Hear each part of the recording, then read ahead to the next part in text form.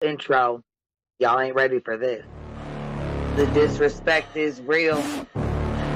I don't give a fuck. I'll do it again. I'm not above it. I am that snake bitch. No, it's okay. You guys are all welcome to trash Queen in the chat. We'll hold a whole panel on Queen. I am honest to a point, but a lot of the things I talk about aren't true. Wait, somebody not telling the truth on YouTube? Are you fucking serious? Oh my god. Oh my god. Got a monster inside of me. You better watch out if you ignite me. The road ahead of full prophecy to be the greatest beast the world has ever seen. I feed him every day like the bones clean. I feed him all the hate and he grows me. And he gets claws real big, pissed off quick. And if you cross him, you might drop dead. Metaphorically, of course, settling the sword. Never getting bored, loves the blood and gore. Always wanting more freedom from the source. They don't really understand until they feel the force departed. If you start shit, you'll be heartless in the darkness. Torn apart quick, you left scars ripped. You'll be chewed up and discarded. Me and my friends, we're gonna find you and we're gonna rip you apart like a waste hammer. Snakes don't get a fucking safe space. If she wants to keep it going, then we'll keep going. If she wants to stop the bullshit, then we'll stop the bullshit. But I'm not gonna fucking sit here and let anybody lie on my motherfucking name. Bring your app. The fucking link is in the chat. That should be.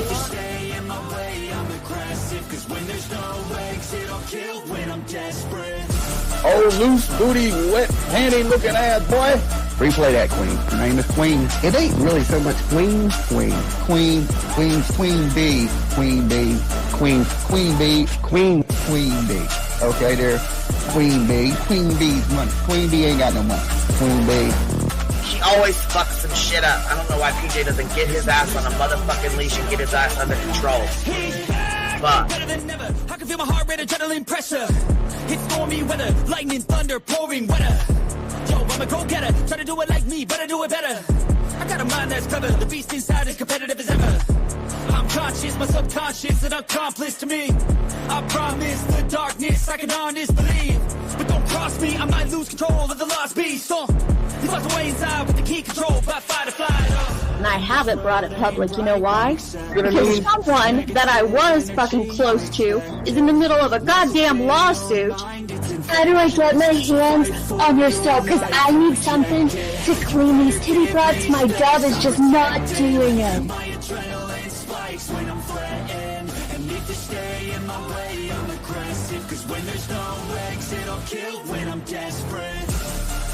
Bring your asses. As simple as that. Come on. I mean, bring it. Bring your asses. Gee, don't get Queen B and her 550, 600 servants. Bring their asses out. You might have started it, but I'm gonna finish it. Absolutely. Or go to somebody else's panel. Let me just say Queen B's panel. I'm telling you, we all need to go up on Queen B's panel because that seems where everybody's going. I guess Queen B is like the god of YouTube. Queen B Escobar, bro. She's in China just making drugs. You know, I run the cartel on the YouTubes. I run the cartel here. You know what I mean? Like, because that's what boss bitches do. Exactly. Beefing with the Queen B because I heard the stinger sucks. This lady Queen B with the lip ring is innocent. You two weirdos are being weird. No, I know who this is. You're the lady that was on Molly Go Lightly. No.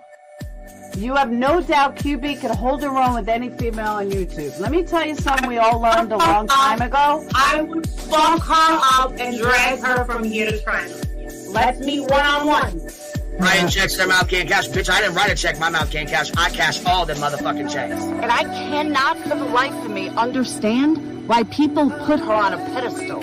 And these allegedly smart people put her on this pedestal like she's something important. We got to tell you about yourself. Your fucking old lying ass over there. Is her fucking name obnoxiously relevant? Because she I know, she changed it. She meant to say obnoxious and irrelevant. That's what she meant to say.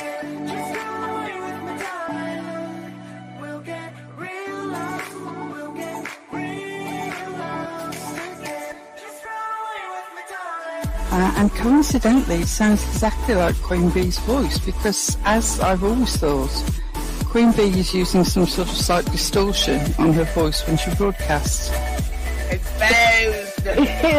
Queen Bee exposed! Oh my god, exposed! Oh my god, bitch. Did they get that Dugan? Did they get that Dugan? That shit Chronicle was shady. You better fucking shut your mouth with that. Girl, stop. Wow. What in the hell? Someone told Queen Bee that you said it was her hacking your email. What the hell is wrong with people? Right? Take your ass to bed. It's fucking past your bedtime. Go on now. Right? Why you gotta be crying? Fucking killing the vibe, bitch. Take your ass to bed. Boston, no, I'm not capping at all. I'm telling the whole truth. Good, babe. Anyway, guys, I'm gonna skedaddle. You know me, skedaddling away. See you guys. Alright. Pumpkin. I love you too. Alright. I despise you, Boston. Whatever.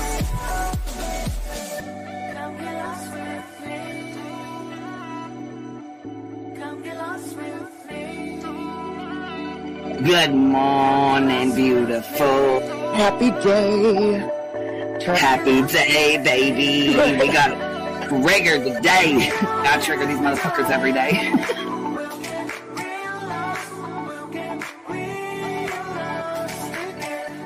Baby Jesus showed us that, you guys. I swear to God. I know that's right, because you just put right on that shit. Yes, I did. Baby Jesus was like, look here. Yeah, fuck the pause. Pause for the cause. Fuck that pause. I'm just trying to be a better person. I know it. Let's see here. God damn it, Duke. You hear him? Yes, your dog is. Damn it, Duke. Girl, this tea is piping. It's living. This motherfucker's hot. That just burnt the roof of my mouth.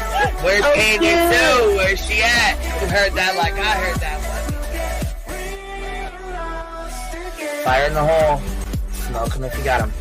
You're like the type of person that would probably be in the back of the class. Fuck you, me Tim. Ellie's a thug. Right. You don't We're all thugs around here. Shambles. Thank you for supporting the hot biddies.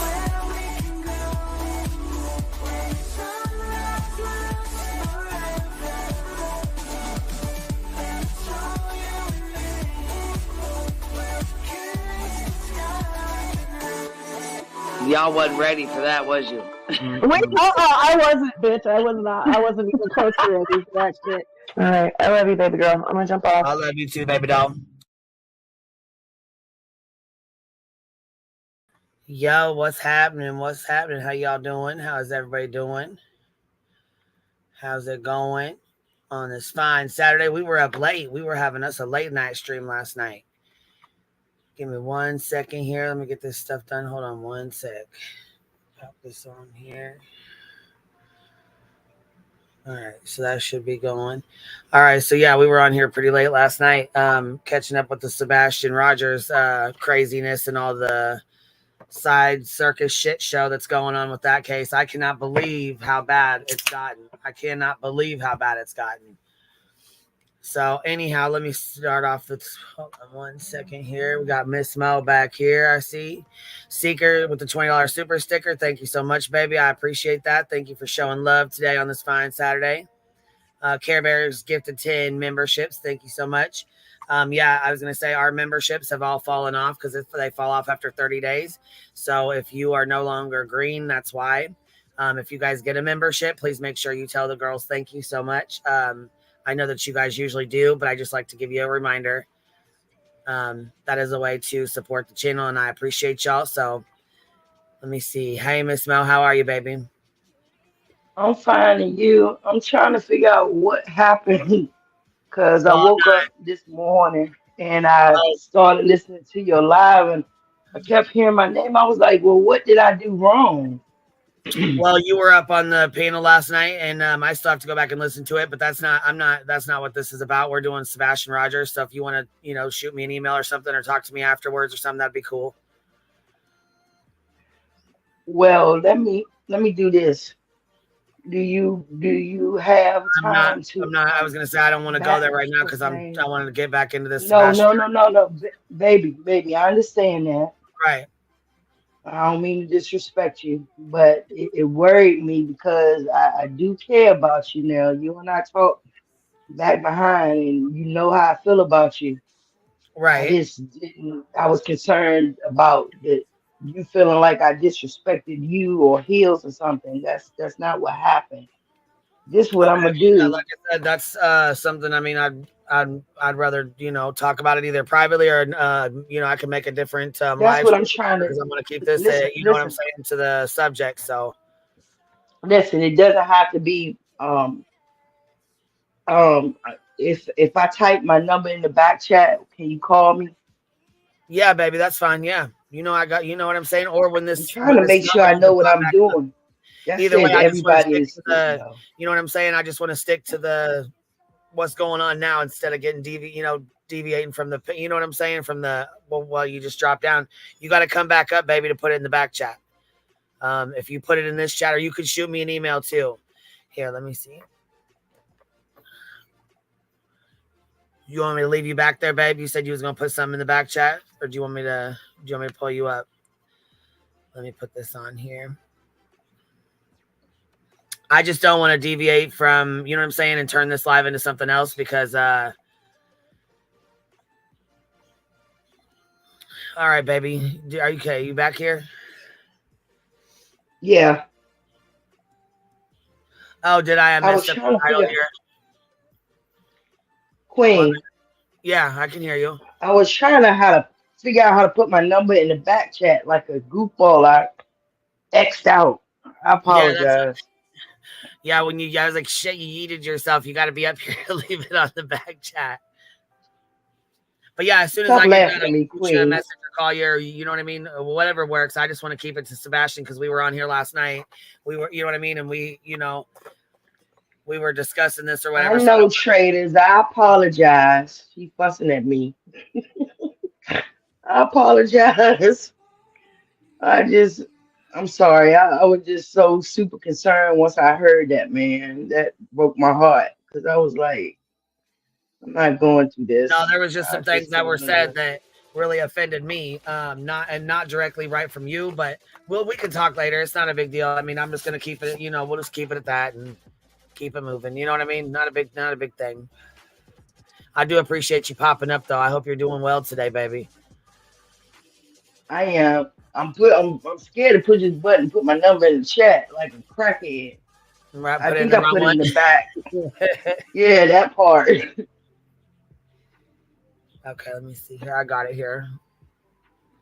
But I apologize for coming up on the wrong type of title. But it, like I said, it concerned me. You and I had just talked to each other, so I don't like that.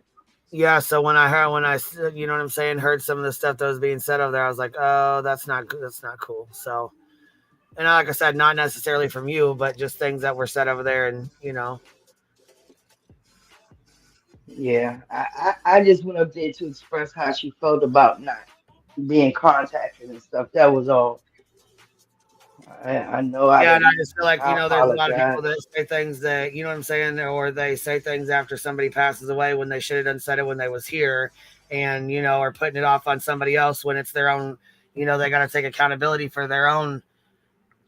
Well, I didn't hear any of that stuff, but at least I don't remember hearing it when I was up there. The bottom line is that it'd be better just to chat privately. You know what I mean? It ain't even that big. Well, tell me if you can see it, baby. Yeah, I got it, baby. I got it. Okay. When you get a chance, just call me. All right, that sounds good, baby. All right. Thank you. I appreciate it. No problem. You have a good day. I left you a message under that video, okay? Yeah, I seen it. Okay. All right, bye-bye. All right, baby. All right, y'all. So we're going to get into this Sebastian Rogers where we're going to pick up where we left off last night. So we were on last night and we had found out that Tony, TikTok grifting Tony seems like that's what it seems like to me anyways. Let's see. That's what it seems like. Like I said, that's what it seems like to me.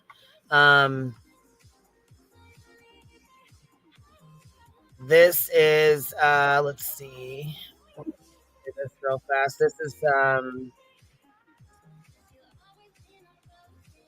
wanted to put this out here real quick so y'all could see it.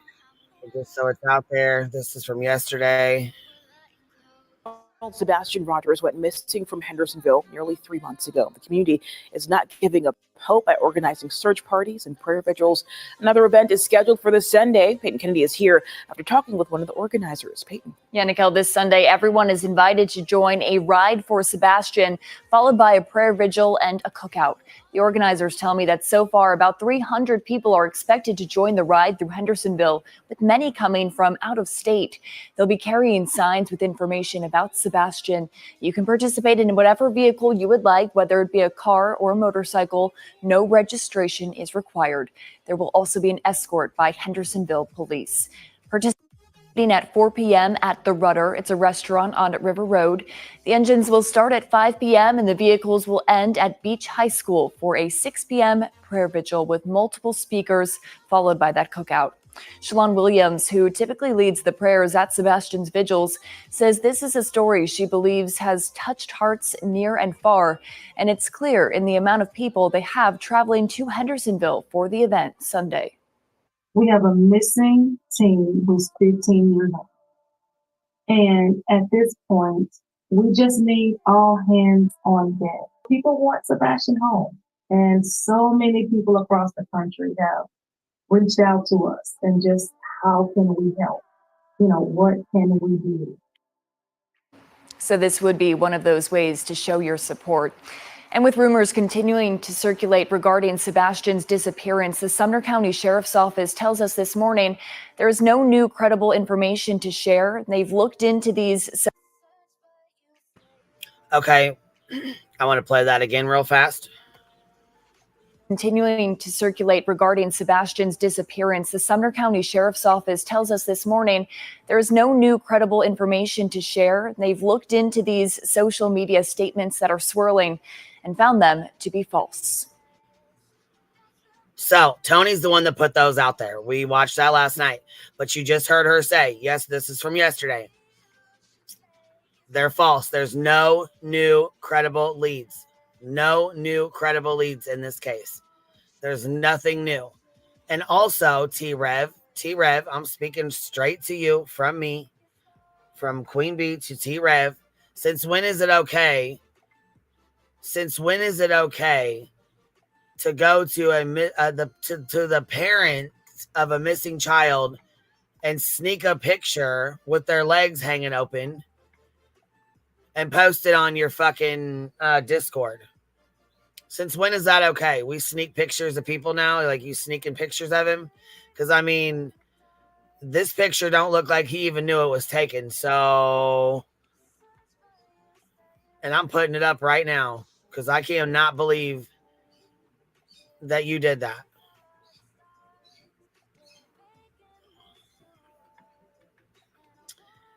I mean, I know he calls you his brother, but this is going way too fucking far. So these are the kind of pictures you're posting in your Discord, huh? Oh, we're hanging out. I'm just hanging out. Hanging out with the parent of a, missing child.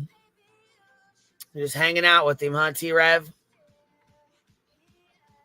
Here's this, trust me, and we are now local to Sebastian.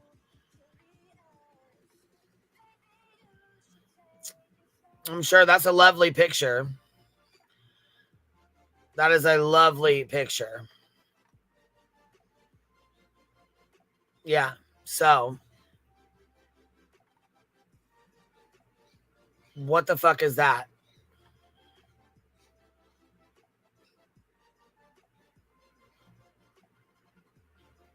I'm just curious.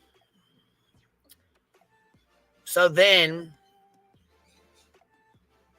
yesterday, let's see here. Tony comes out and says, let's see.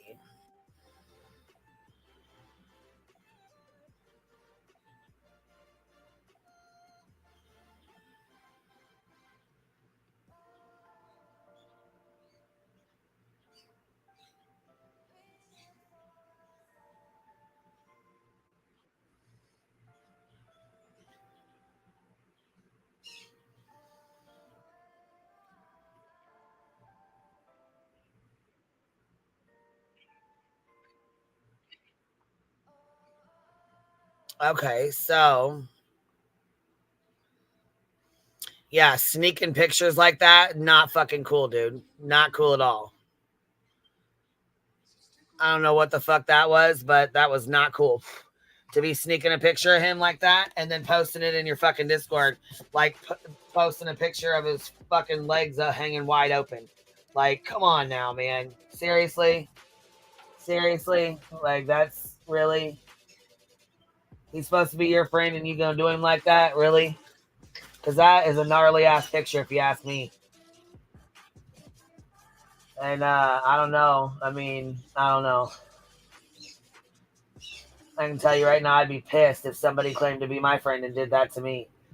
Or posted a picture like that of me. I'd be fucking pissed. So, I don't know. Doesn't look like he even knew that picture was posted. So, I don't know. Maybe it was. Maybe he was okay with it. Maybe he knows about it. I mean, after all, he calls you his brother. So, I don't know. But, pretty gross to me to be taking pictures of him with him sitting there with his legs hanging wide open and then posting it in Discord. I don't know. Like I said, though, that's just my opinion.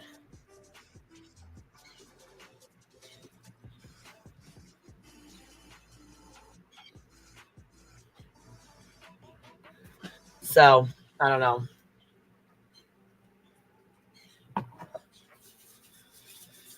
It's kind of odd to have a picture like that. What do y'all think? That's T-Rev. That's the one he calls. Seth calls him his brother.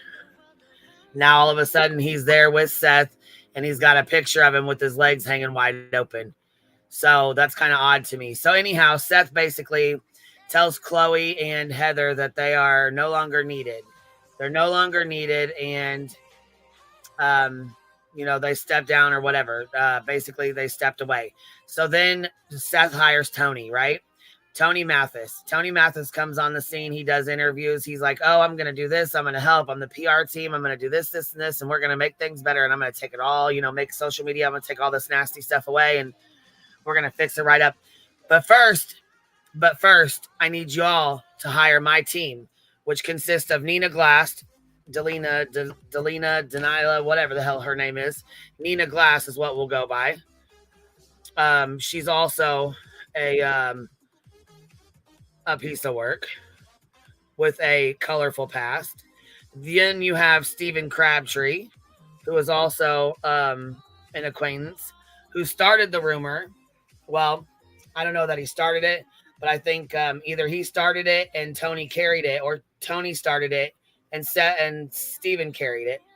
Either way, thank God for Nick, the legit news reporter that came out and corrected the information and said that it was false and misleading. So here we go with that. Let's see. So this is how it gets put out, right? So this is how it starts. Sebastian was communicating with Katie's mom the night before he went missing by text. We also got information that there is video footage of him on the 26th now, not just on the 25th. And then the one thing that I think was the biggest bit of information we got was that they had a theory. Now, Stephen broke it down in 24, 48, 72 hours, but they essentially had a theory, a runaway type theory for 72 hours. And after 72 hours, their theory took a 180-degree turn. So let me ask you this. If they had a runaway theory for 72 hours, why were they checking the dump? Well, dude, thank you. No idea. Could have been leads or people calling in. You know, that's one of the questions I asked, and I got fucking converted. I was like, dodged. But I was the one that... Yeah, I want to see that affidavit for it, the search warrant. I want to see the search. Correct, Shirley. No, this is not Nina, Chris's ex-wife. This is Nina Glass. She is a, she claims to be an advocate with credentials. And hey, B. Tim, what's up? What's up?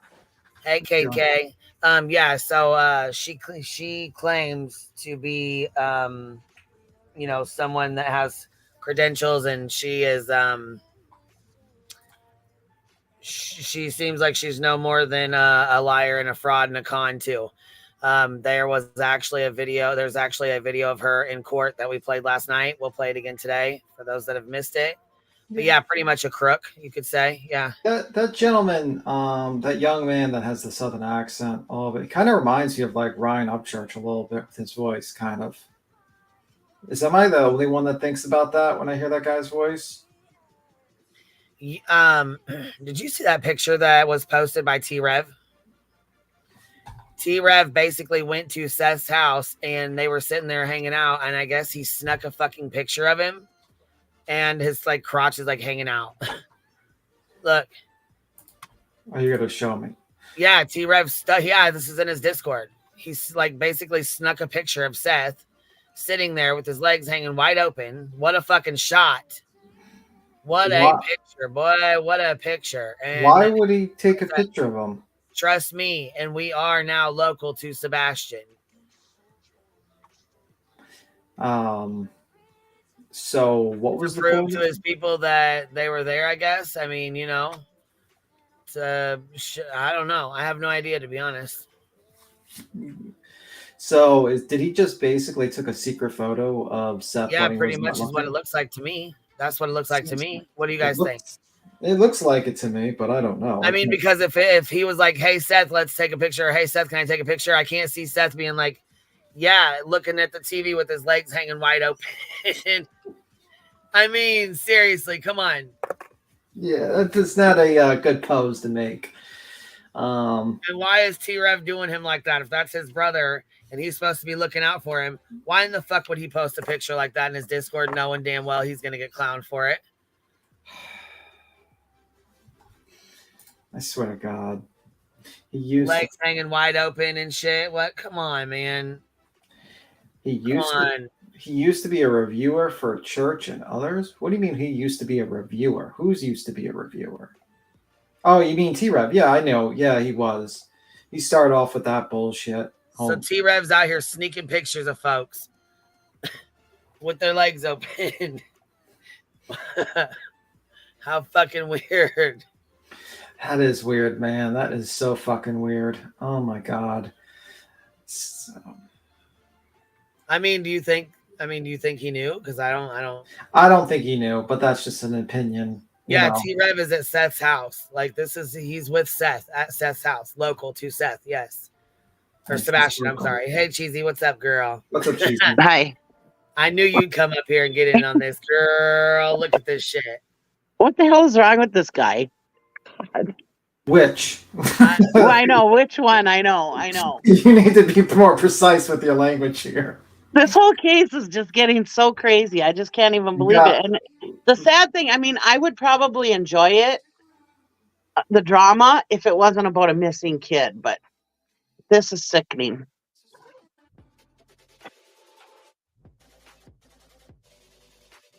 Yeah, and why sneak a fucking picture of him like that? Come on, T-Rev.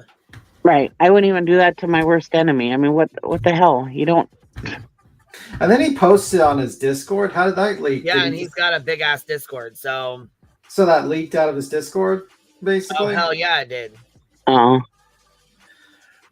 T-Rev, don't you know that by now? It did. It was sent straight to me, and like, did you see this? I'm like, no. What the fuck is this? And they said this is T-Rev. Yeah, this is off. It's an invasion of privacy. How are you going to just snap a picture of somebody laying there like that? Seth did not know. I can tell you right now, he's looking at the TV with his legs hanging wide the fuck open like that. You really seriously think that he did that? Where the fuck is Tony at? Where's PI or PR, man? Because you need to be getting your fucking... Yeah, man. And you didn't really like, and also he's got his laundry basket out in the background. Right. I mean, like, this is just not a good photograph of a guy that you want to like represent. Hey, I'm friends with them. I've seen him. No, but he's not. No, he's not naked. And I'm not saying he's naked, Stacey. What I'm saying, like, as an invasion of privacy, is this is his home. He's relaxing in his home, in his fucking chair watching TV, not knowing that he's having pictures snapped of his fucking, basically of his crotch and put on social media in his own home. Fuck, come on now. Yeah. Yes, T-Rev, not Trev, not Trevor Lee. This is T-Rev. T-Rev. T-Rev. You know, Yes, the guy who... not Trevor Lee. This is T-Rev. The guy who used to... T-Rev 757. The guy who used to rap for, you know, about Kylie Rodney and used to be a huge simp for fucking Ryan Upchurch. Yeah. He's the one that did the rap for Kylie Rodney. Yeah. The ridiculous rap. B. Tim, did you hear any of the live last night that we did? Yeah, I seen it. Okay. So you're up to date on all the Some shenanigans? That's why I was going over some of it. Yeah, I'm sure if I can ever be up to date with all the shenanigans. There seems to be new shenanigans every single fucking day.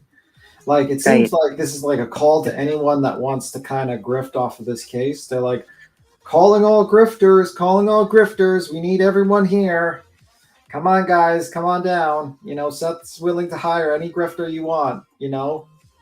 Like, we're going to go on TikTok and try to solve this crime. Like, what the fuck's wrong with these people? You got, like, literally discount Ryan Upchurch on the panel. I mean, like, this is just so fucking stupid, man. Well, I think the problem is that Seth don't want to pay anybody or don't have money to pay anybody. So he's getting what he gets, I guess. I don't know. What if there was a force? One would say a force of law enforcement that actually looked for children right now that is doing it for free. And Seth doesn't need to actually go out there and look. Wonder if there's a force like that. Is there like such a force that actually looks for missing people right now? I think it is. I don't think you need a team of people. Like, his team is like the worst team you could possibly imagine to search for a child. You got one lady that can't be around minors for like 10 years because she almost shot a kid. Did she shoot the kid or she almost shot the kid? I wasn't sure. She pulled the gun out and she shot, but it went through a wall or something. Okay, she almost shot a kid. Yeah. So she can't be around kids for 10 begging for fucking change to get gas. You got a fucking discount Brian Upchurch on TikTok. You know, just like, this is my hobby. You know, I'll just do it as a passion project. Okay, sir. And I'm all for your past is your past, whatever. I don't care what your past is, but this was not even a year ago. This was in June. Yeah, yeah, then you got the, you know, discount Ryan Upchurch. You got the fake dog searcher, you know, and there might be more fake dog searchers. You got the tarot card lady.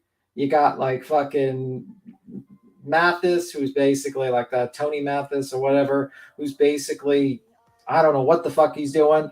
I don't think you're doing your job, sir. I think your job is basically just fucking destroyed at this point. I thought you were supposed to be like the press guy that made sure that no shenanigans were going through, but you got a fake dog sniffer, a discount Ryan Upchurch. You got a lady that can't be around children for 10 years because she almost shot one, who made a plea to that.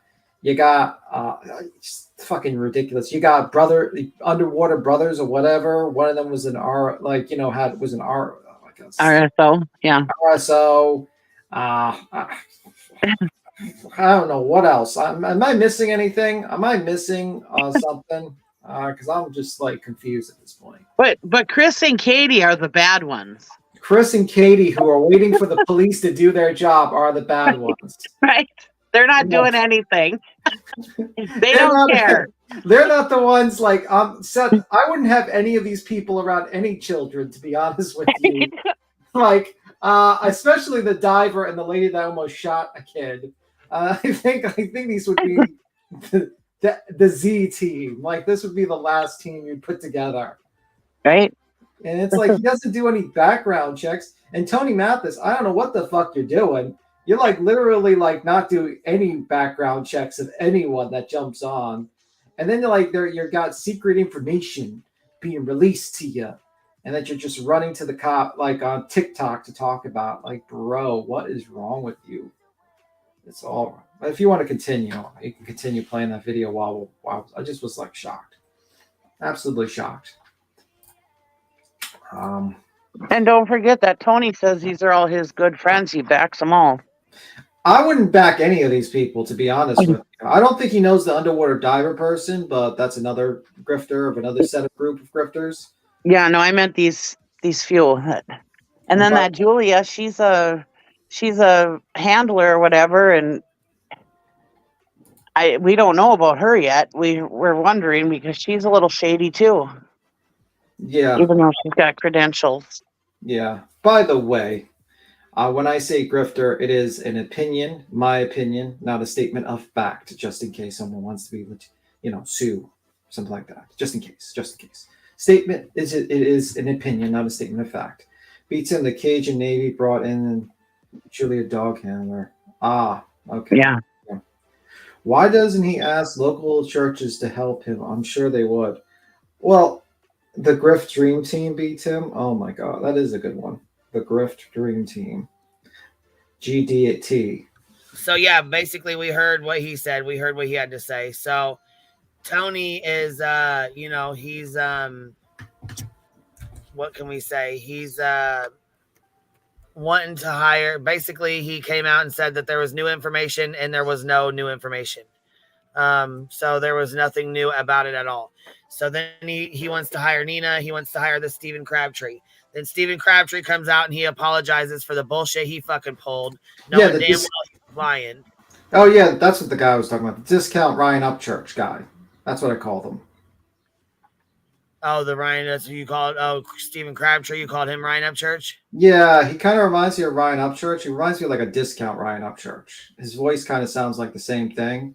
The only difference is he doesn't do like too many conspiracy theories, but he kind of reminds me of him. Yeah. To be Ryan Upchurch, you got to have the chaw in your mouth. So, yeah. So here he goes. He's got to, he's got to come on here and apologize for the shit he pulled. Here we go. And I'm sure a couple people might say something about this, but hey guys, I just want to come on here before any lives or anything like that. And I'm sure a couple people might say something about this, but I am a man. When I make a mistake, I'll come here and say it. Now, I had the opportunity to have the major of the head guy over the criminal investigations unit, Tim Bailey, had the opportunity to talk to him today. And what I will tell you is I made a very, very crucial mistake when misspeaking about the camera footage that they have and all the footage that they have gathered. They have not seen Sebastian past the date of the 26th that he went missing. This is my fault for saying, for me making an understanding after talking to him, that when we were talking and was talking about all the camera footage and I had asked the question, he was simply stating, no, they have gathered every bit of footage they could from all the cameras that they could, and including the one where, it was said that, he was in the area. They went to those locations and was, where they could get camera footage and got those. I thought that he said that, or took it as a way of like, oh no, yeah. So the day that we have footage that he has seen past that date. Cindy will be able to explain this a lot better. She also talked to him. There's a lot of things, man, that I can say. But first and foremost, I want to apologize to Gator. I don't do that stuff. I'm not a crime talk. I'm going to make a mistake. And I've always said this on every one of my videos. Check my information. Do your own research. Oh my God. Fuck off with that. Unfortunately, trying to be helpful, it would be something that would be very bad in the sense of like where it got out to, in the fact that it put hopes out there that were false. Can we pause it for one moment? Making Seth believe that, that his son had been seen past that date of the 26th. Okay, can I pause it? Am I the only one tired of some fucking idiot that is an amateur fucking searcher? I don't even call him a searcher, just an amateur fucking guy that just walks around the woods saying, I always say, check, don't rely on my information, check for yourself to verify my information. No, sir, that's not the fucking way you do it. What are you doing? You're supposed to check to verify fucking information before you post it. Stop with the bullshit where you tell everyone, please verify. Why the fuck are we watching you if we have to verify your information? We might as well just verify the information ourselves and not watch you. You fucking failing your fucking job, okay? Number one, I'm just tired of that line. I always ask people to verify. Well, he claims he's not a true crime. He's not that kind of a creator. He's not a true crime person. He doesn't want to be mixed up with that. There's other true crime, and he starts listing off all these names, and he's like, "You guys need to go follow them." That's not what I'm in this for. I'm only in this because it touched my heart. This case is close to me, and it touched my heart. And all I could think is, yeah, the money. You guys are seeing money signs, and that's touching your heart, probably. First off, if you have no experience in searching for children and you don't want to be part of this true crime situation, then you probably shouldn't be fucking out there putting this information out here, trying to talk to law enforcement, trying to talk to Tony Mathis, to do all these things. You're putting yourself in the center. This is bullshit, okay? And you're only saying this because you don't want to be judged because of it. You're trying to say, well, I wasn't that bad. You know, and I'm just an amateur, and I'm just going to make mistakes. You know the difference between, I make a mistake, I might, I go to the grocery and I mess up and I pick up the wrong items and I say, oh shit, I got to go back to the grocery store and buy some more stuff. You make a mistake, you accidentally release information, and so that kid could be somewhere and the kidnappers be like, oh wait, the cops know about that and they kill the kid, or they hide the evidence, or that you basically get someone that you announce to be harassed or to be bothered by strangers on the internet. Your mistake is larger, a bigger problem. So you have to have more importance on verifying your information out there. This is not like small games you're playing. This is about a child. This is about a missing child. This is not about me going to the grocery store or me accidentally, fucking picking out the wrong pairs of shoes. This is a missing child. It should be taken seriously. Fuck you and your excuses about, I gotta grow, guys, and we're gonna make mistakes on the way. Well, do it on your own. Do it on something a little bit less more, not as important as a missing child. How about that? But he's not as good of an investigator like Pascal. Pascal's not an investigator. That's what I'm saying. That's what he says.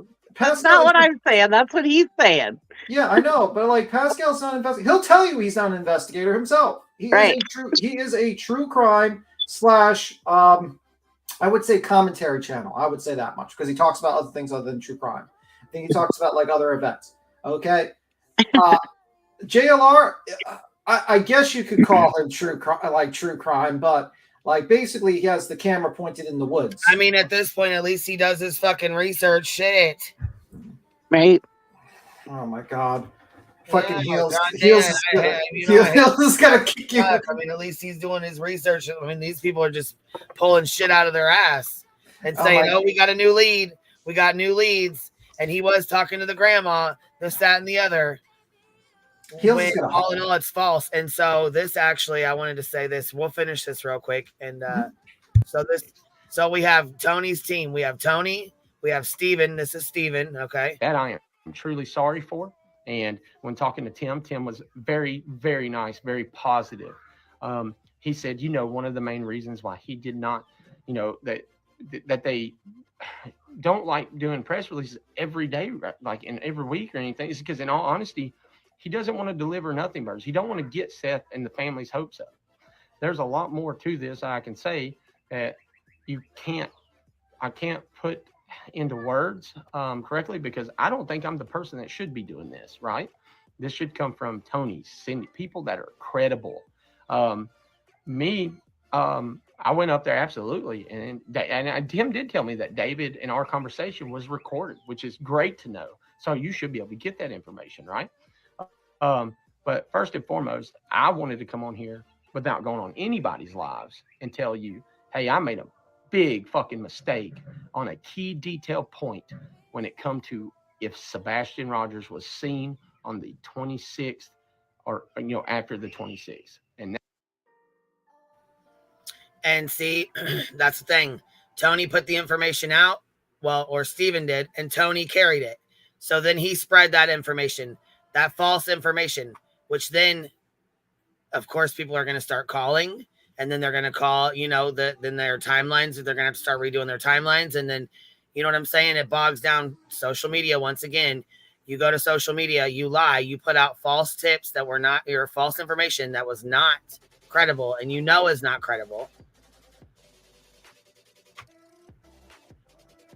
And spread it all over YouTube. And what if by chance somebody from social media actually did get some good tips or whatever, and like the time when with Gabby Petito and the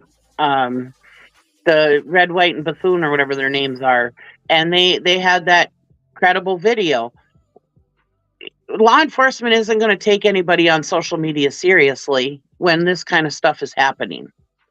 So what if they wouldn't have taken Red, White, and Buffoon seriously and wouldn't have looked at their video or whatever? We may never found Gabby Petito, which was just a fluke. I'm not saying that they helped solve the case. I'm just saying it was just a fluke. But, you know, what if they wouldn't have listened to that? You know, we may never have found her, you know? It's very dangerous what they're doing.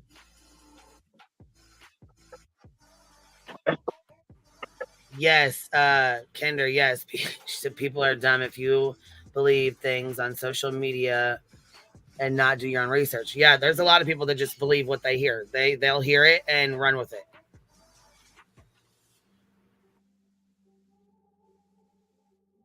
That is my fault. I'm a man of integrity, and when I make a mistake, I will happily own up to that mistake.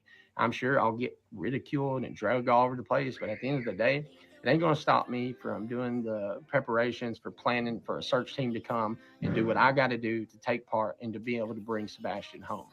Now, do with that what you will. I will tell you this, Miss Cindy will have her live later. She's phenomenal, and I'm so thankful. Well, like Happy said, he's coming out here like, oh, yeah, look at me. I actually, you know, I said something fucked up and I spread misinformation and, you know, I came out and apologized for it. So, yay, you know. Anyhow, so Tony, so Seth hires Tony, right? They get Tony on board. Tony's got this Steven here. So here's this Steven. So here's the dream team, the TikTok grifting dream team here. And then here we have Nina Glass. This is the other woman, and she actually gets on and says, yes, she will come and help search, but first, she needs money. She needs money for gas. She needs money for gas to get back and forth to drive down because she's in Ohio, so she's going to need gas money to get to Tennessee. Also, but wait, there's more. Her car's broke down. She drives a diesel, and she's going to need parts fixed on that first. But if you listen to what the judge says on here, she's not even supposed to be doing any of this shit. So this is her in court. Listen to this judge. She rips her a new ass.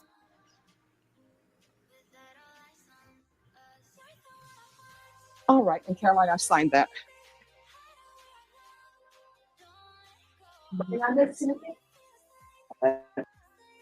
And exactly, he didn't make a mistake. He straight out fucking lied. He straight up lied. And then came on and said, oh, sorry, I made a mistake.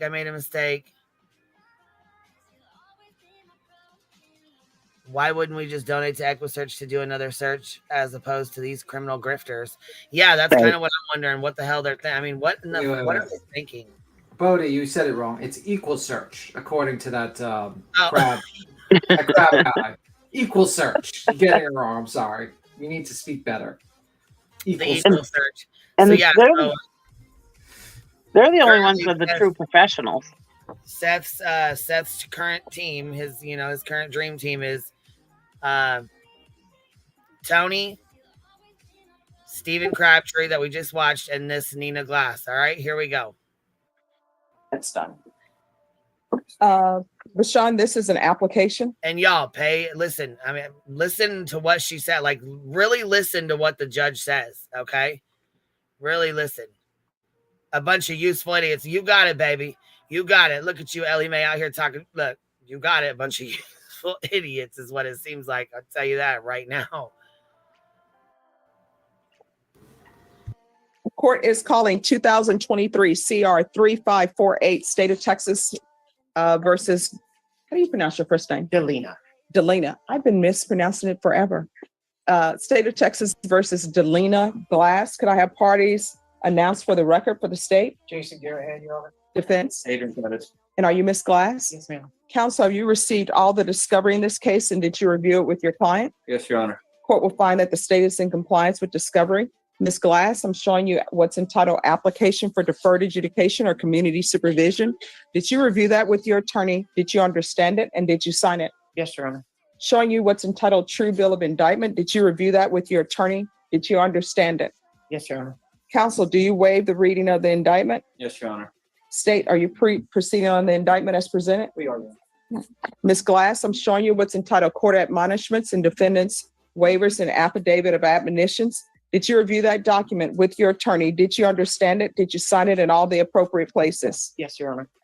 Did you understand you're charged with the offense of aggravated assault with a deadly weapon? That's a second-degree felony. The range of punishment is anywhere from 2 to 20 years in prison and up to a $10,000 fine. Did you understand? Yes, Your Honor. If you have a plea bargain agreement with the state, the court does not have to follow your plea. If for any reason the court doesn't follow your plea and gives you more than you bargained for, the fact that you entered a plea will not be used against you and you will be allowed to withdraw your plea. Did you understand? Yes, Your Honor. Did you understand you have a right to jury trial, a right for you or your attorney to cross-examine and confront any witnesses the state would call and the right to remain silent?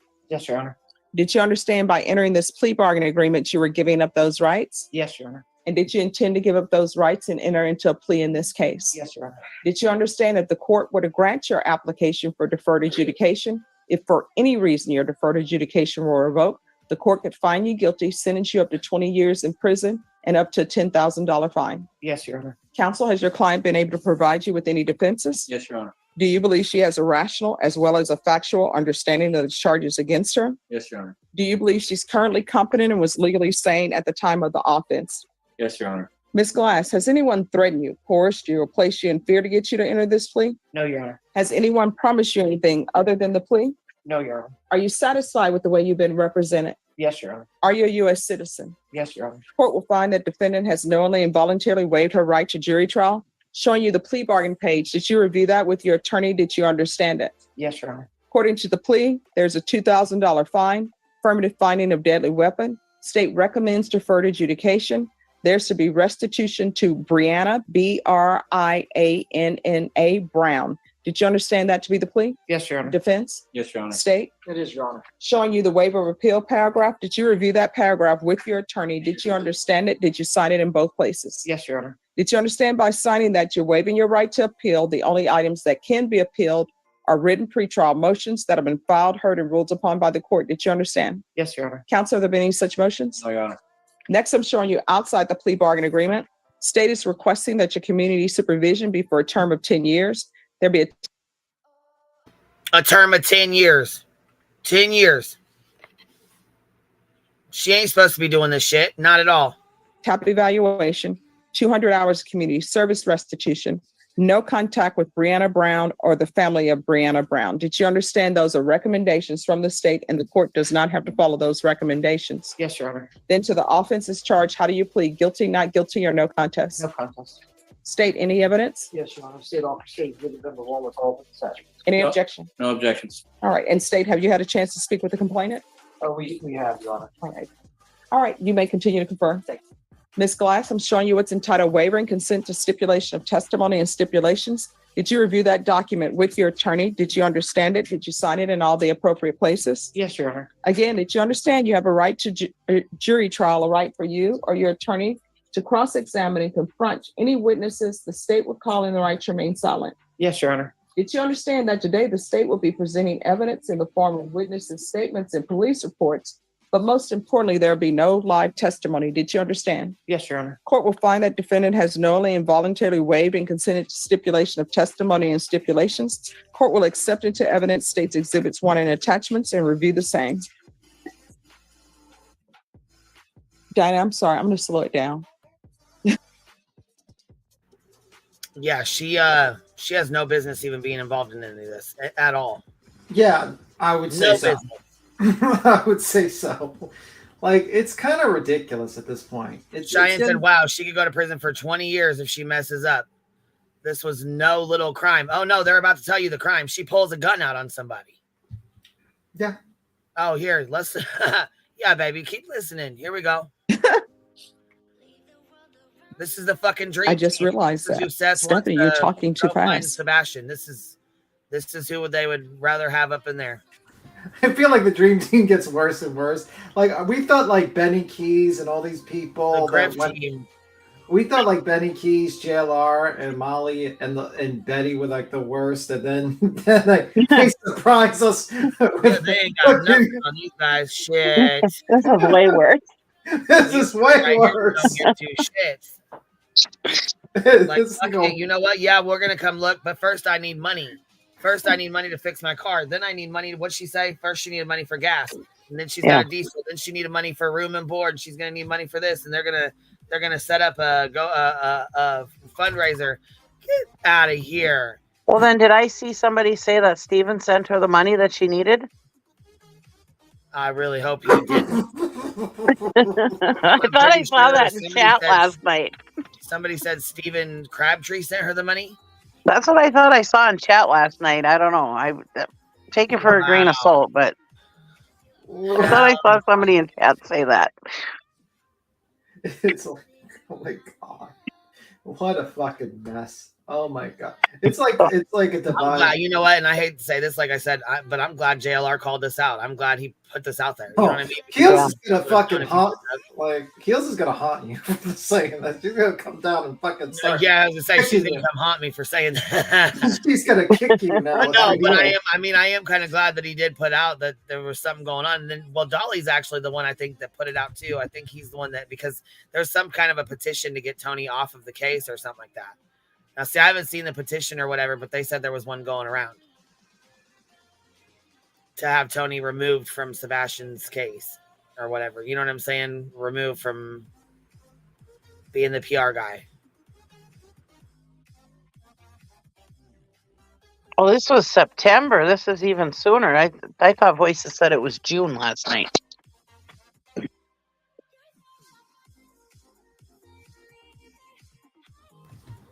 I can't. Let me see.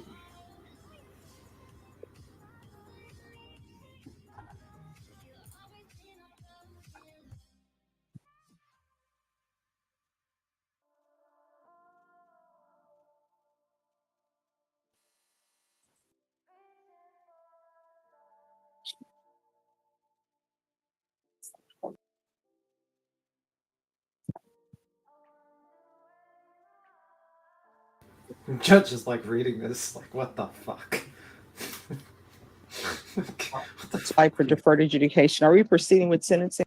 The court was wanting attachment. All right. After reviewing states exhibits wanting attachments, the court will find there is sufficient evidence to find you guilty. The court will defer finding of guilt as you've applied for deferred adjudication. Are we proceeding with sentencing? I'd like to.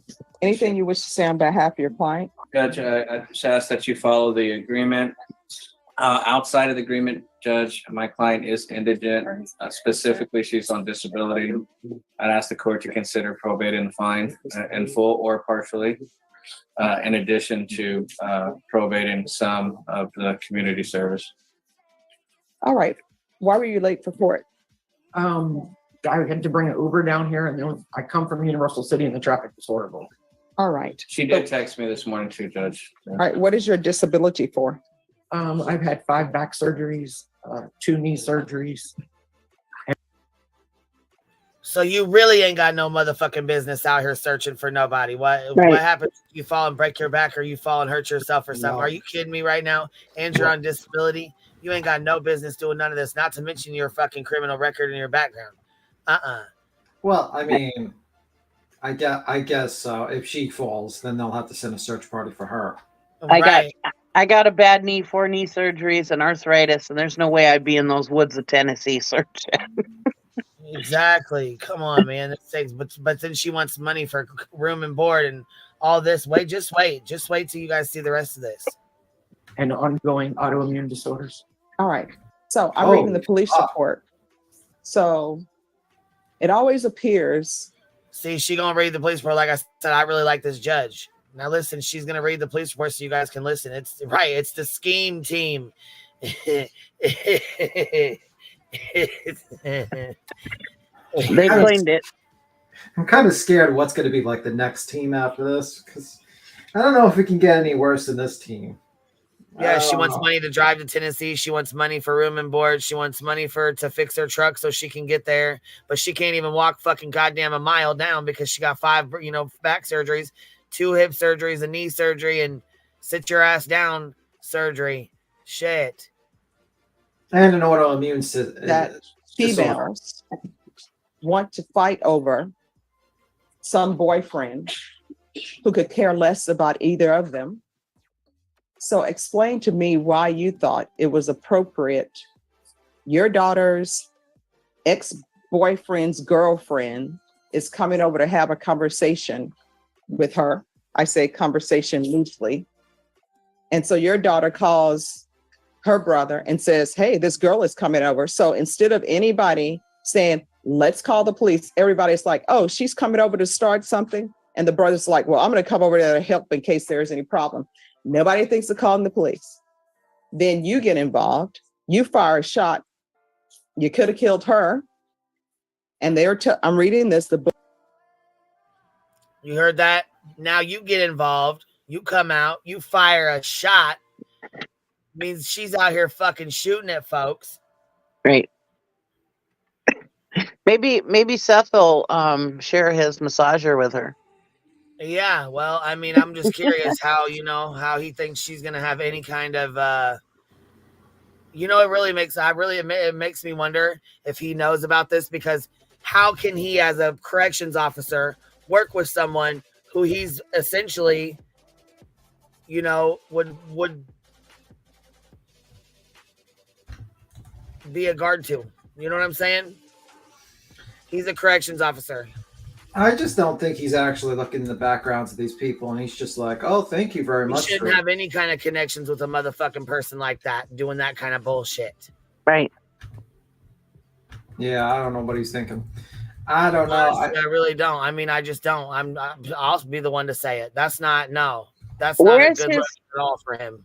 Where is his bros, Pascal and T-Rev and them? Why aren't they guiding him, telling him he shouldn't be doing this? Well, one's taking secret, like what? Well, I was going to say, you got T-Rev taking sneaking pictures like this of Seth. You got him doing that. Pascal's over here just spreading the same shit. Yeah, I expected a better out of Pascal. And this is what it should be, in the Discords and being, spread around. And yeah, I don't understand that this is like true crime and discussion and case discussion to me. It just seems a little weird to me, but that's just my opinion. Usually you would talk about like new information and, facts of the case. And then if no more new facts come out, you move on to the next. But this is just a fiasco, in my opinion. Yeah, it is here. Bullet went through a bedroom, went somewhere else. You could have killed some young child who's just at the apartment trying to enjoy his best life. And meanwhile, people who didn't raise their children appropriately are getting into a fight over some boy who's probably with another girl right now, who probably doesn't have employment and has nothing going for himself. Because if he did, he would not be dating girls fighting over him. So what were you thinking? It was actually the young man's sister. Yeah, but what were you thinking? I was defending my daughter because she was 27 years old. So you pulling out a gun with a crowd of people. And I read the report, and what it says was your son was trying to pull you back. Other people were in between you and this person trying to de-escalate, and you escalate by pulling a gun. Did anybody pull a gun on you? No, but I did know them to have weapons. No. Did anybody pull a gun on you? So you're 2 steps away from being charged with murder and probably on trial for murder, looking at a life sentence where nobody's going to care whether you have a disability or not. Boom. So then what? So get into it. So let's say she goes to Sebastian's and she's out here searching or whatever. They get into it, and then next thing you know, she pulls a gun on somebody out there. Then what? Then what? You can't just be out there wielding guns. Right. That's not, you can't do that. Tia Marie, member for 12 months, got her crown today. Hey, girl. Congrats. Upstate New York, congratulations. Photo is hemmed up and twisted. I'd be pissed if somebody took a picture of me Not Trev did some Seth dirty. Yeah, that was a dirty ass fucking picture. That was some real dirty shit he pulled with him. It's weird too. It's like you sharing that on your Discord too. That's fucked up, man. It's really yeah, it fucked really up. is fucked up. Y'all's Nana's not drunk member for 12 months. Got my gold crown today. Pascal hooked Seth up with Tony.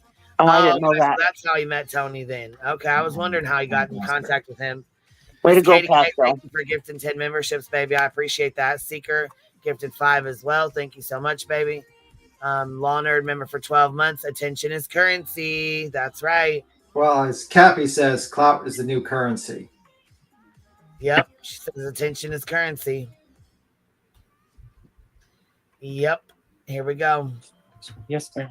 And then you're firing a gun and then putting it back in your waistband. People do watch too much TV where everybody wants to carry a gun in their waistband like this is Miami Vice or something. Yes, ma'am. You taught your children nothing on that day because guess what they're going to be thinking? Pull a gun. Guess what? It doesn't matter if there are 20 people around. It doesn't matter if we're in a crowded stairwell. Whoever gets shot, gets shot. And guess what? That bullet that went through somebody's apartment, because they say it went through somebody else's apartment who has nothing to do with nothing, their child, and we've had a case like that before, their child just standing in the kitchen, minding their own business, cooking, end up with a bullet in the brain splatter and brain matter all over the floor, and they have nothing to do with nothing. And then the defendant is up in here crying, which you would have been up in crying. I didn't mean to do it. Yes, ma'am. Pulling a weapon should not be somebody's first thought. You should have picked up the phone, and I understand that this started at a different complex, and then y'all took it to another complex. Everybody should have been calling the police. Yes, ma'am. People should not have been opening the doors. And if your son was coming over to help his sister, you know what he should have said? We're going to close this door. We're going to keep the door locked. We're going to call the police. Yes, ma'am. And that would have been the end of it. Now, guess what? You got a criminal case pending. Yes, ma'am. And you're going to be on deferred for aggravated assault with a deadly weapon. And you will forever be labeled as somebody who has a felony. Yes, ma'am. Do you have any underage children at your home? Yes, ma'am. What are their ages? She's 17. Okay. This is what the court is going to do. Court is going to sentence you to 10 years deferred that's being asked for. There's a $2,000 fine that will be probated. There's an affirmative finding of deadly weapon. There's to be no contact with Brianna Brown or her family. And if Brianna Brown shows up to your daughters or shows up to your place because she still thinks she's got a great catch with this ex-boyfriend, you need to call the police. Yes, ma'am.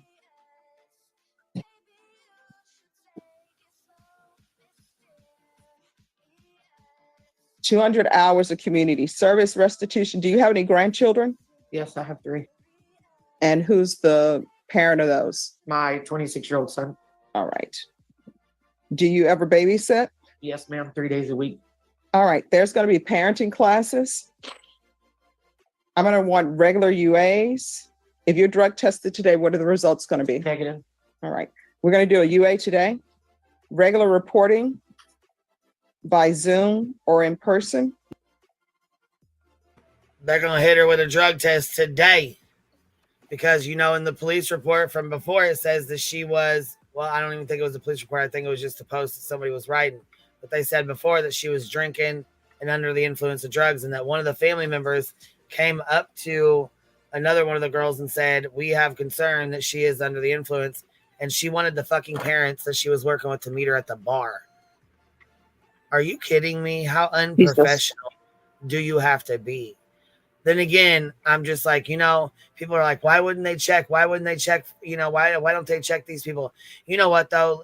I got to say, even on behalf of Seth, when you're that desperate, you don't give a shit. You'll pretty much hire anybody to help you find your child. And that's where you get into trouble. Because, for instance, I'll give you an example. I'll give you an example.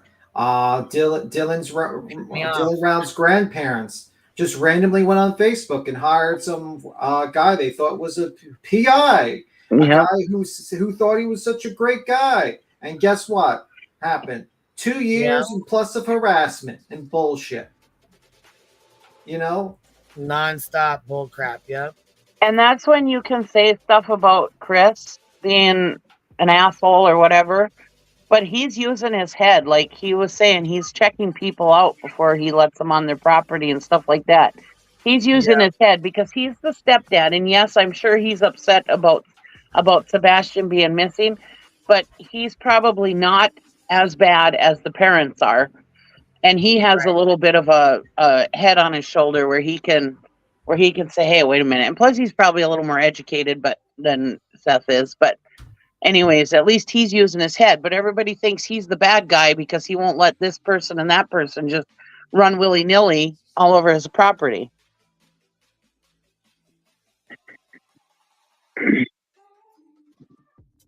Well, and after the fucking supposed jogging pants being found by Terry.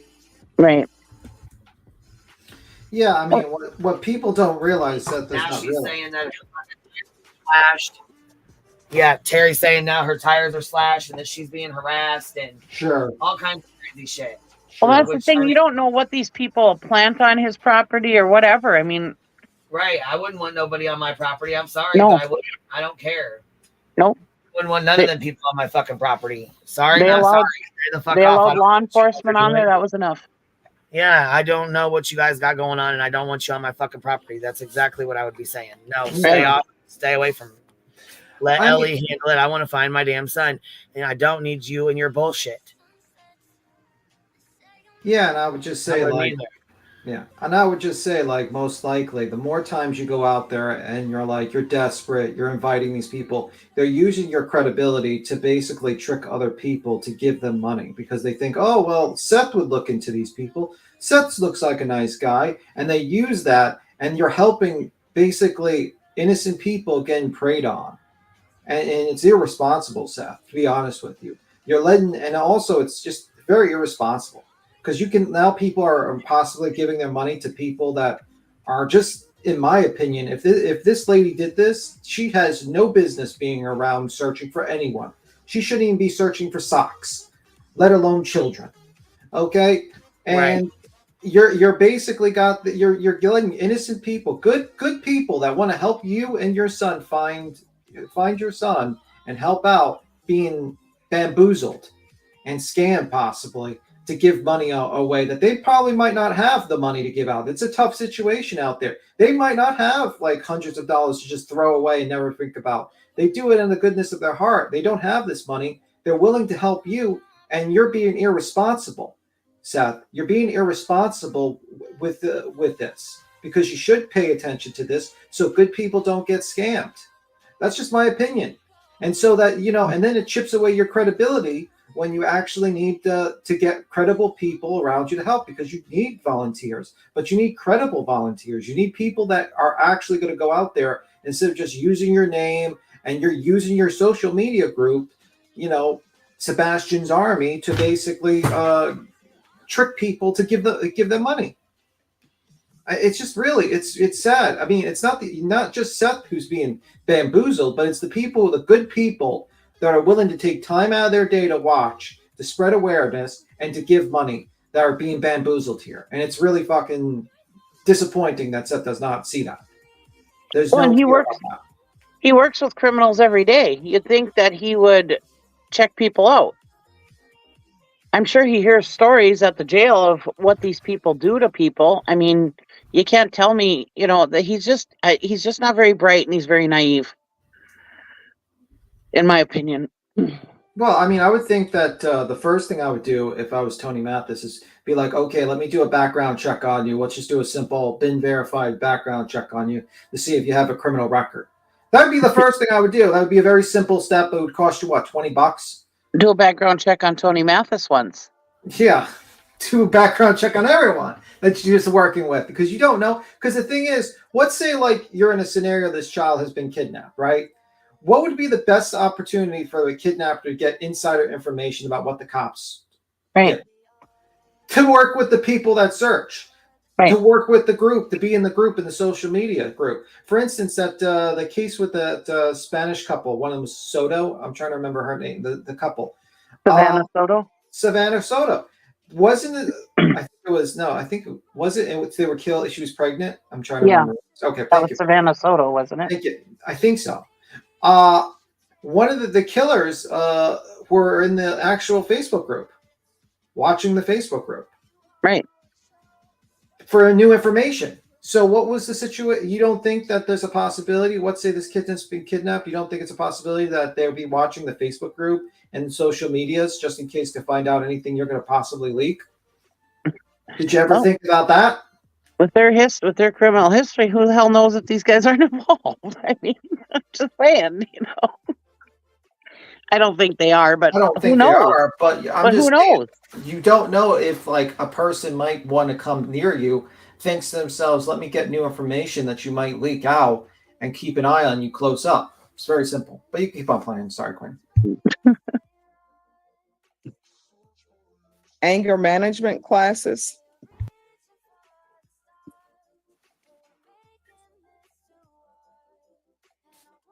I'm going to want field visits one time per month for 3 months. If everything works out with the field visits, then probation, you can do those as you see fit.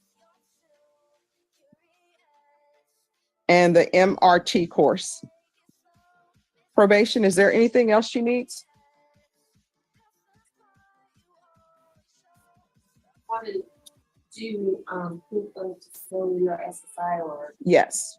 Proof of disability or SSI within 2 months. If not provided, then proof of employment within 60 days. No employment as a home health care provider or with minors. Anything else, probation? No, Your Honor. Is there anything else you need from the court? No, ma'am. I'm going to show you what's entitled Trial Court Certification of Defendant's Rights to Appeal. Did you review that with your attorney? Did you understand it? And Yes, did you ma'am. sign it? Yes, ma'am. Because this is a plea bargain agreement, because I followed your plea bargain agreement, and because you waive your right to appeal, you do not have the court's permission to appeal. Do you understand? Yes, Your Honor. And it goes without saying, you're not allowed to possess any weapon. Yes, Your Honor. All right, we can go off the record. Here's the thing. You shooting at her, almost killing other people who have nothing to do with nothing. She could have pulled a gun. And if your grandchildren are in that house and she wanted to fire a weapon and shoot, any one of your grandchildren could have been killed. And you know what? That would have been all on you. And you would have been on the news crying. You would have been in here crying. And everybody would have said, this is what you all brought to the doorstep. Yes, sir. So you're going to have to do better. You understand? Yes, sir. All right. Good luck to you. Thank you, Your Honor. You're welcome.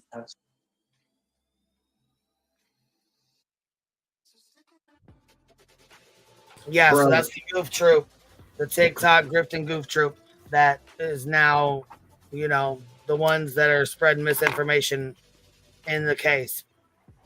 Fantastic.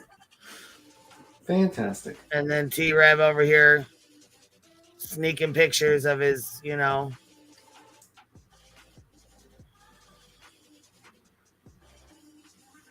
They're local, so he had to prove it. They're local. Weirdos. Fucking weirdos, man.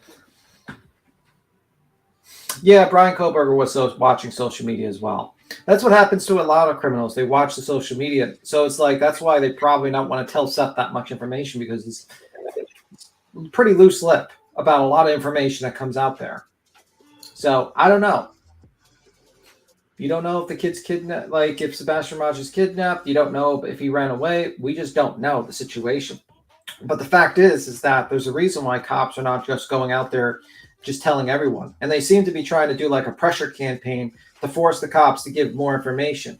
And it's like, why do you want more information? Like, what the fuck are you going to do? Make a YouTube video about the information? That's the truth. You just want content. That's pretty much it. I mean, like, in the end of the day, like, they're doing an investigation. It's not like they just went to bed and decided not to continue the search for this poor kid.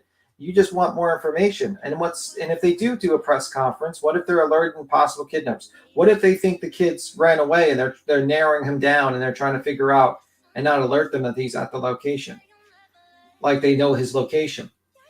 I don't know. I mean, it just seems ridiculous at this point. And you got these people on TikTok who are just throwing misinformation upon misinformation, and it's just stupid at this point. It's just really stupid. And I hear this, we need to pressure the law enforcement to give us information. No, you shouldn't. Shut the fuck up and just just keep his face out there and stop with the bullshit drama. That's what I say. Stop. It's ridiculous at this point. And everyone's villainizing, the Proudfoots.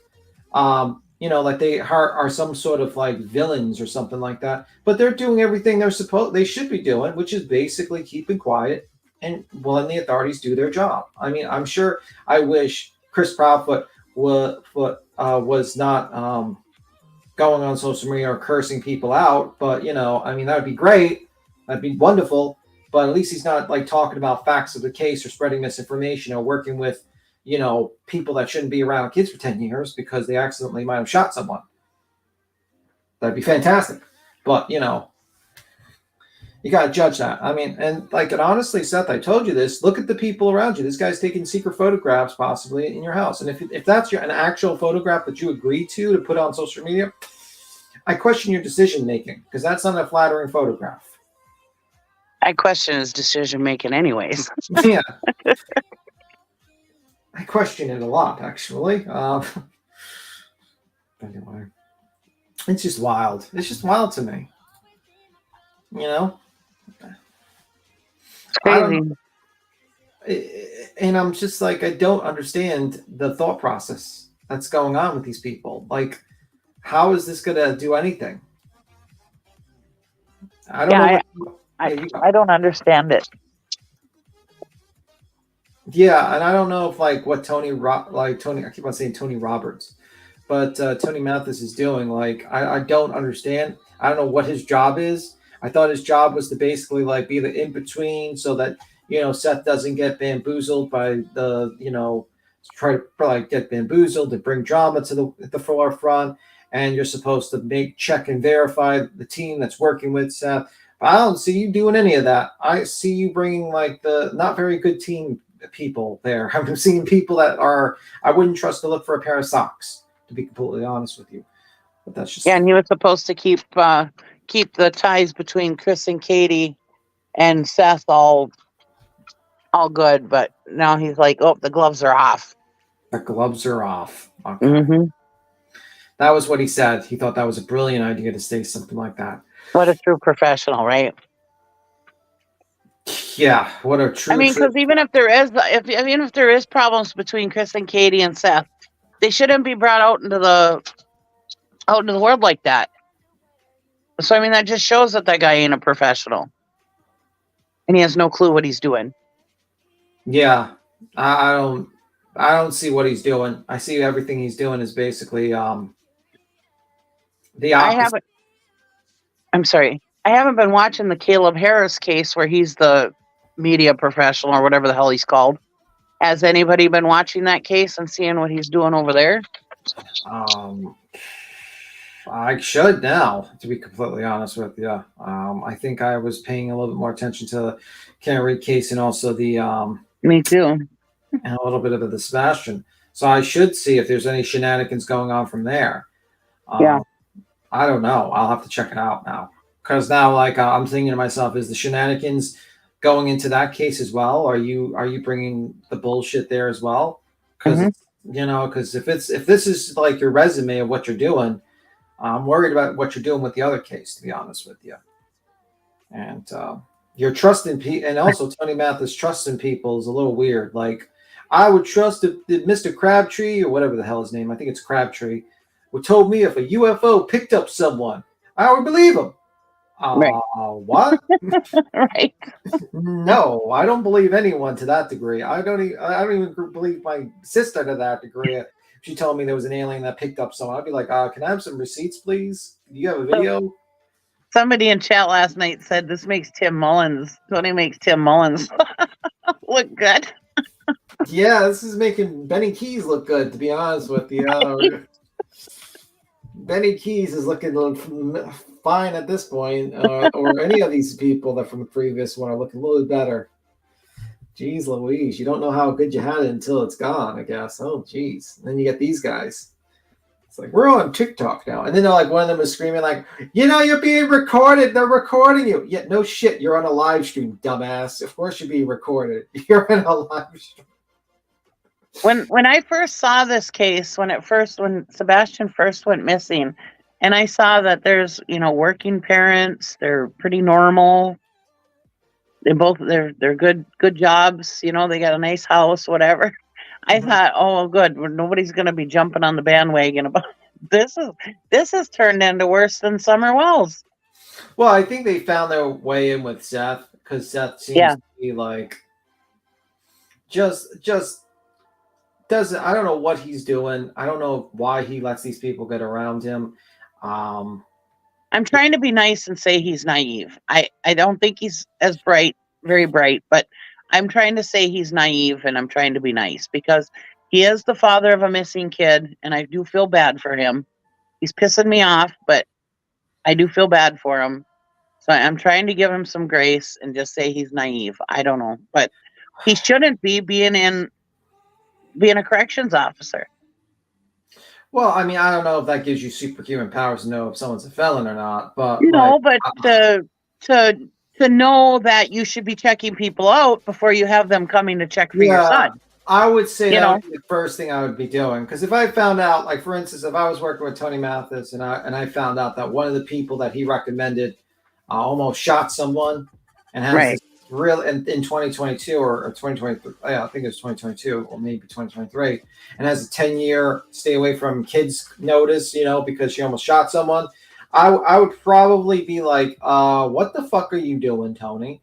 Why did you not just do a bin verified just to find out what the fuck's going on with this lady's background? Somebody said, he's taken over another case after setting up his channel and telling Seth not to go on SM right now. It's SM. Not to go on? It says not to go on social media right now. Yeah, he said, y'all Nana's drunk, said, Tony Mathis has now taken on another case after setting up his channel and telling Seth not to go on social media right now. Tony Mathis has a YouTube channel now? I guess. I haven't seen it. Okay. Hey, y'all Nana's drunk. What are the deets on this? Let's see. I saw his TikTok channel. Yeah, I saw you had a TikTok That's channel. The Sebastian Army. I never heard he had a YouTube channel. Is it just a TikTok, or is it like under? I don't know. Let me see. The old man is drunk. Is it YouTube or just TikTok? The old man that's drunk. No, Tony has his own TikTok. He ain't got a YouTube channel. Oh, okay. Okay. What's with TikTok and the terrible true crime channels on there, man? Thank you, the old man is drunk.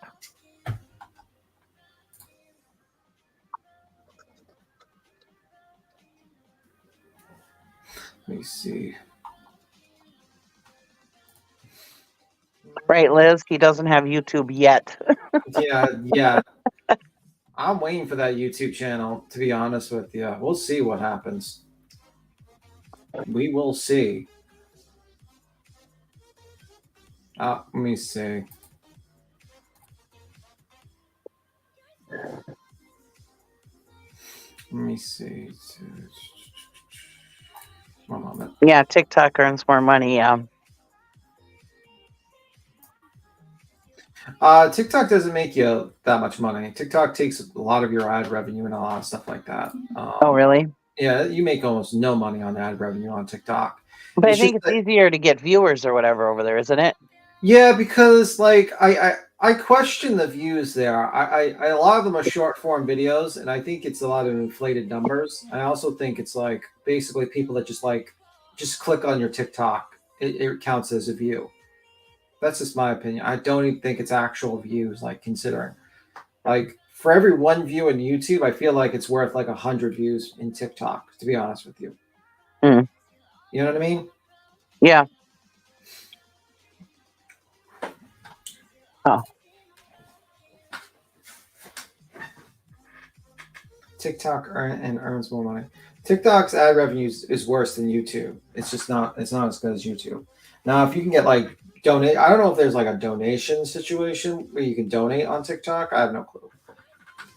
Now, I've never checked into Tony's background, but I know one day on TikTok, on Twitter, SF Investigate said that he's a felon, but I don't know for sure. Yeah, and if I that's wish, true. you know what I wish with SF? When he says something like that, you should fucking publish the deeds because, like, Yeah, put some honestly, receipts out. yeah, honestly, you stating he's a felon, I mean, you're putting everyone into like a precarious situation where, number one, now I got to be forced to look if I got to look into this guy's background, number one, which I really Yeah. don't quite want to do, to be honest with you.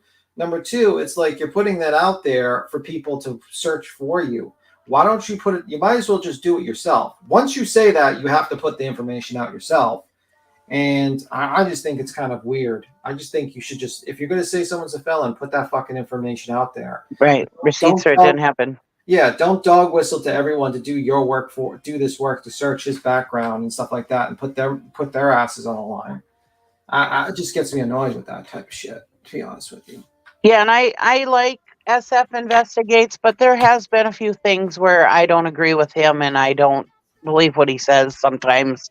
You know, I mean, he's a PI, so there's that. Yeah. You have to be the creator to fund to get revenue, and any strike against you kicks you out of it forever. Wow, that's a pretty fucked up creator club fund.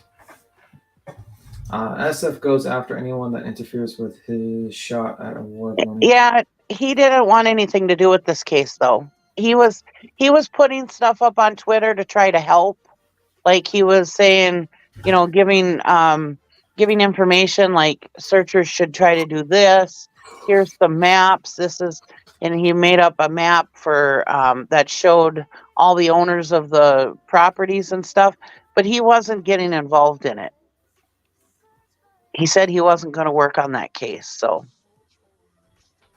I don't believe. I mean, I'm sure he would be like anybody who interferes with him making money. I'm sure but this case he wasn't involved with, other than just trying to help from his desk. Just putting stuff out on Twitter was all he was doing.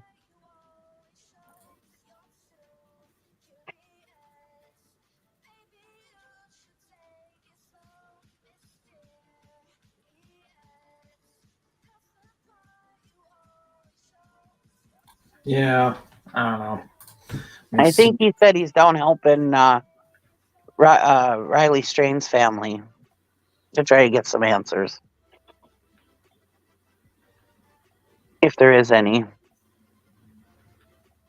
Mm-hmm. The world's a stage where it's an audience. Famous quote I go by. Yeah, unfortunately, you don't know if you're the you're the actor or you're just like, you know, you're an actor in it till it's a little too late. Let me see. Sebastian has completely gotten lost.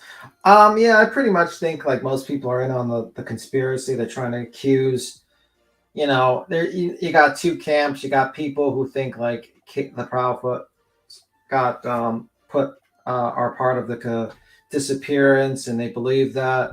You got people pissed off you got another group that's pissed off at Seth because he keeps on doing these shenanigans and causing all this drama. You got a small minority that's just kind of sick of it, and they probably either moved on to another case or they're just kind of in the bushes and they're just waiting for new information. And you got those three camps really going on right now. And it's just really stupid at this point. Really, really stupid. I still say, let me see. Yeah, I don't know. I don't know anything.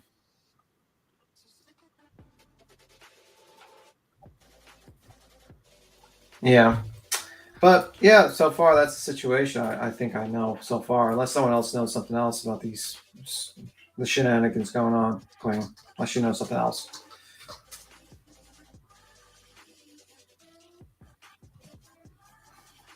I'm not sure. But yeah. See, Tony with CP, why would he want someone out here accusing him of crimes, talking crap for hours about him on TikTok? I don't know. Well, he tries it in the other way, right? And we all thought he was working for CP. How else could you do it? Y'all discussed Julia the dog handler? Yeah, I think we discussed that one. Yeah, we discussed that last night. She gives us some weird vibes. We're not really sure. Like, Nonsense said she's legitimate. Trisha said she's legitimate. Web Sleuth said she's legitimate, but I don't know. She gave us some kind of weird vibes last night because she was talking about having her own production company or something, and she was an actress, and I don't know. She just kind of gave us some. Oh, okay. And she's very against Chris. And apparently she has a hour phone call with Chris that she could put out at any time. Well, I mean, like, I immediately lose trust in you if you're recording all your phone calls with Right. Like, to me, like, that just says, like, okay, so you're going to have a conversation with multiple people, like people who are like victims of a crime or people who are related to a crime, and you're going to record all their calls without their knowledge. That just seems fucked up. Right. And or even if, okay, whatever, you're going to record calls, but to tell people that you've got it recorded and use it, hanging it out there like a carrot, you know, that's red flags. Yeah. Yeah, I mean, I don't know if there's like, I don't know. I mean, the problem is when you work with like pretty much wackadoos like that, you know, that's been involved in this case, then a lot of people start questioning your legitimacy when you work with them. And that happens a lot. So yeah. And what was it? She's in the military or something, and they told her just go ahead and go follow your dreams. The military don't work that way. Yeah, I don't think that works that way either. Yeah. So, there are some inconsistencies that make me go, Yeah, I don't think they say follow your dreams. You just don't have to serve in the military. You know what I mean?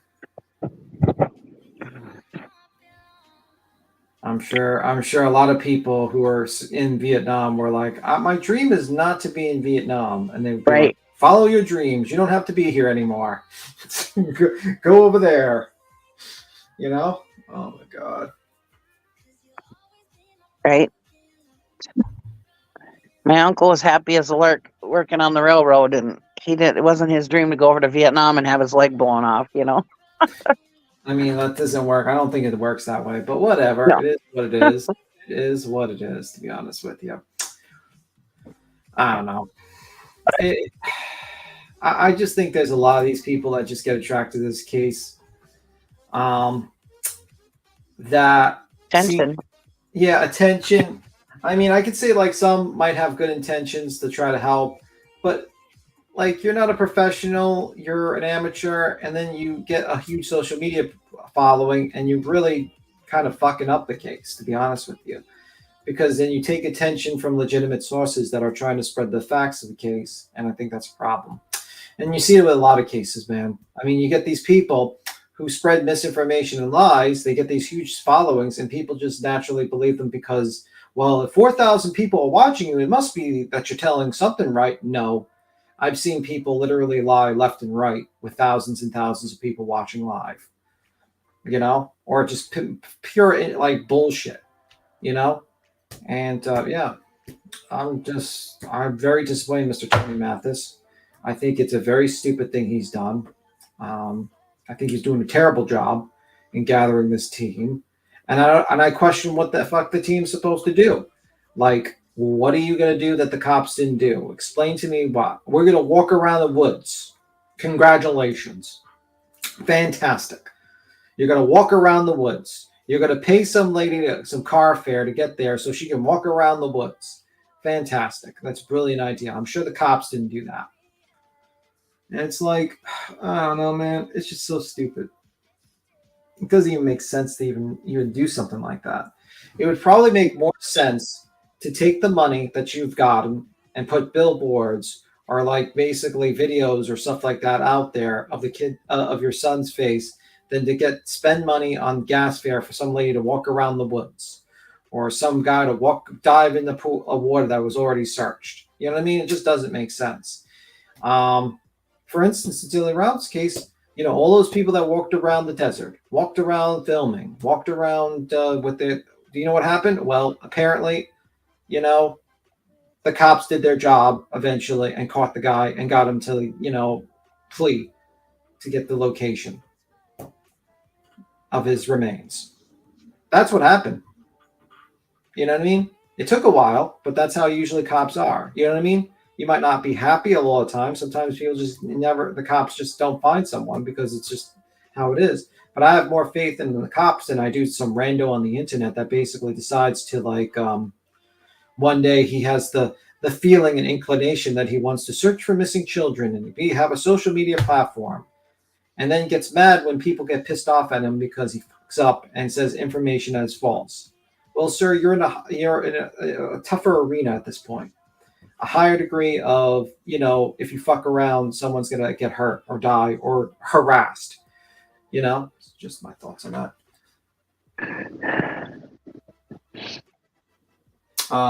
Tim B, they don't care if anything makes sense.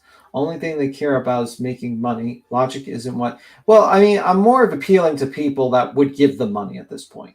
My appeal is to people that are willing to think to themselves, is this an appropriate use of your money to give to these guys so they can walk around the woods live streaming so that they can, you know, virtue signal that they've really searched for the kid?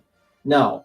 You're probably better off paying for like a poster for this kid to be posted somewhere that more eyes can see it than having these wackadoos walk around the woods. It's really just the new social media clout chasing. You know, like what it reminds me of, and I might get a little criticism for this, but you know, people that take pictures searching for Sebastian or searching for a kid in the middle of the woods reminds me of those people that, like, you know, social media people that take a picture in Dubai so that they can get clout, like, oh, I took a picture, I'm in Dubai, or I'm in India, look, I'm, you know, or they stand in front of a store and they post it on social media for the likes and everyone to be like, wow, that's great, that's wonderful, you're so great.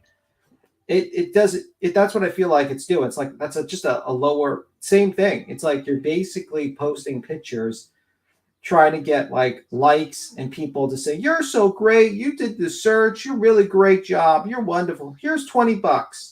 Here, you're so wonderful, you're so kind. And it's the same fucking thing, honestly. It's the same thing. Any logical person would say to themselves, the areas they're searching were already searched. These people couldn't find my lost sock if it gave them 30 days and a head start.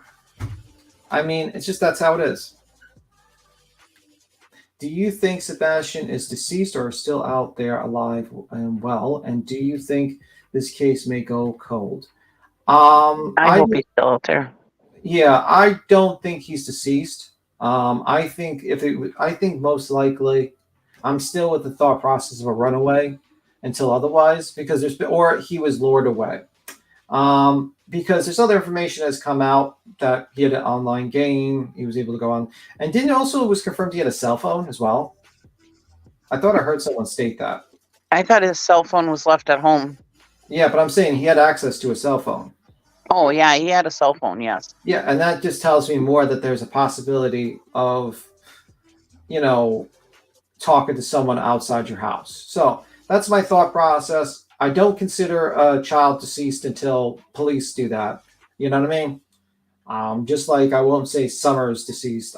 You know what I mean? It's just how it is. Until like police say so, they're still missing at this point. Do I think it could be cold? Yeah. I mean, I don't know. It's too early. I mean, you're talking about a few months. Like it's been, you know, a couple of months or so. That's not enough to make a case cold, to be honest with you. A cold case is like years and years and years. So it's too early to say if it's a cold case, to be honest with you. But there's been situations where missing kids have been found 2 years later, 3 years later, sometimes more. So, I mean, that's why I say, like, never just count a child deceased because you don't immediately find them. Because, you know, you wouldn't want that to, you know, to happen to you if you were missing, to be honest with you. You would want people to continue looking for you and keep up hope. Not unless there's some evidence, but there's no evidence in this case that he's deceased. So no, we keep the hope alive. Because there was that case not too long ago where that autistic kid was found, 3 years after or something like that. Absolutely. I mean, there's hope. This is off topic, but someone asked me, B. Tim, has your opinion about the Karen change? Absolutely not. Like, it's been confirmed even further, based upon the evidence. And I just can't believe. There's a lot of people who are changing their opinions to my opinion, what I think. I think it was pretty devastating the last 2 days of testimony, in my opinion. But, some people don't think the witnesses are credible. Witnesses are facts, basically pieces of evidence. It depends on, the jury. It's up to the jury to figure out if they believe them or not.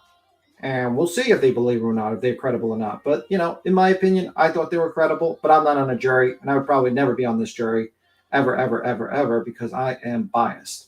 I've looked into this case. I know a lot of outside facts. I know about the FBI investigation. I know that Alan Jackson, Distraction Jackson, been just basically knows those cell phone records weren't altered because the FBI looked at everyone's cell phone and verified they weren't fucking manipulated. But he's putting that in the minds of the jury because they don't know that.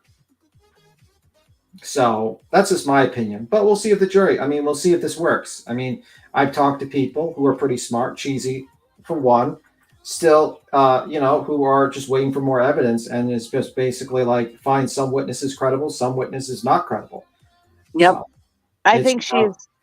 I think she did it, honestly, my opinion, but I am waiting for more evidence. But from where I stand now, yes, I really do believe she did it.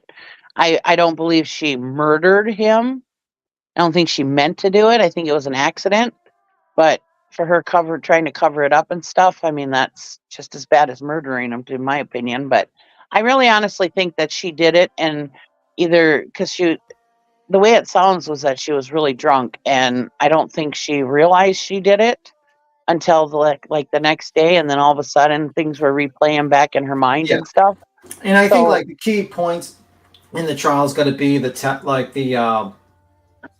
experts and how well whose experts are better at convincing the jury. Because at the end of the day, both sides are going to say the opposite. Of course, Alan Jackson, Distraction Jackson, Spaghetti Yannetti is going to bring in experts that agree with them, because that's what defense attorneys do. They get experts that will agree with their theory of the case and, whatever, to disagree with, and then they're going to try to see who holds up before the jury, and that's usually it goes. And that's the dance. We see, and we'll see how well the experts hold up. I think the only X factor for me, the real X factor for me, that I would be a little worried that might let Karen get off is Proctor. Very X factor. There's a lot of bad things I heard about the guy recently. If I knew half the things I knew, when I was talking to I would be like, oh, that's not good. I think he should have probably threw himself off, even though he got the okay to continue the investigation, told them about his relationship, and then they said, yeah, it's okay. He should have probably just not continued the investigation at that point. I think he should have just fucking took himself off and walked the fuck away. Because I think because he put himself in that investigation, he could possibly, because of him being involved, let a clearly, in my mind, guilty woman off because that's what the defense do. They look for your weakness. So we'll see if that is going to be a bad X factor. But so far, the last 2 days has been a complete disaster for the defense, in my opinion. I think the real disaster was Matt McCabe, who basically laughed at Yannetti for his ridiculous theories and made Yannetti basically say, it's not my first trial. You would think this is my first trial, while he's laughing at himself and looking, and his head's down and his arms crossed. It was kind of funny. But that's just my opinion quickly. Oh, I'm sorry. I cut Cheesy off. You can continue, Cheesy. I'm sorry if I cut you off. My apologies. I talked to No, you didn't cut me off. What were you going to say? They said Veritas said that you were trying to say something else. No, you didn't cut me off. I I'm waiting for the experts to come in and see what they have to say, and I don't know. Some of the witnesses kind of were like, I don't know, some of the way they answered questions and stuff. It's kind of and I don't know. I feel like Lally is not doing a very good job. And I'm worried that if she is guilty, that he's going to screw up this case, because I don't know. I don't think he's got what it takes to go against somebody like Jackson. Distraction Jackson. That's definitely is good at distraction. That's for sure. And the defense, everybody says they're scammy and whatever, or skeezy or whatever they're saying, and slimy. There you go. Sorry for misquoting you, B. Tim. But they're doing their job. They're doing what they were hired to do. They're trying to put doubt in the. That's all their job is to do, is put doubt in the jury's mind. My problem is not that. My problem is the connection with Turtle Boy. It's clear as day they have a connection with Turtle Boy, in my opinion, and it's clear as day. And also them working with YouTubers like the DUI guy, who's now working with them. I just think that is so bad. I mean, as a defense attorney, that's fine, but working with like bloggers and to harass the witnesses that you're going to face in court, I truly believe that, and I think that goes over the line. One thing to push a theory on your case, to defend your client vigorously. It's another to work with scumbag bloggers and scumbag YouTubers to try to harass people outside the courtroom for 2 years, and then basically have them do all your searches and to get your evidence. Because I'm 100% convinced that they are working with Turtle Boy.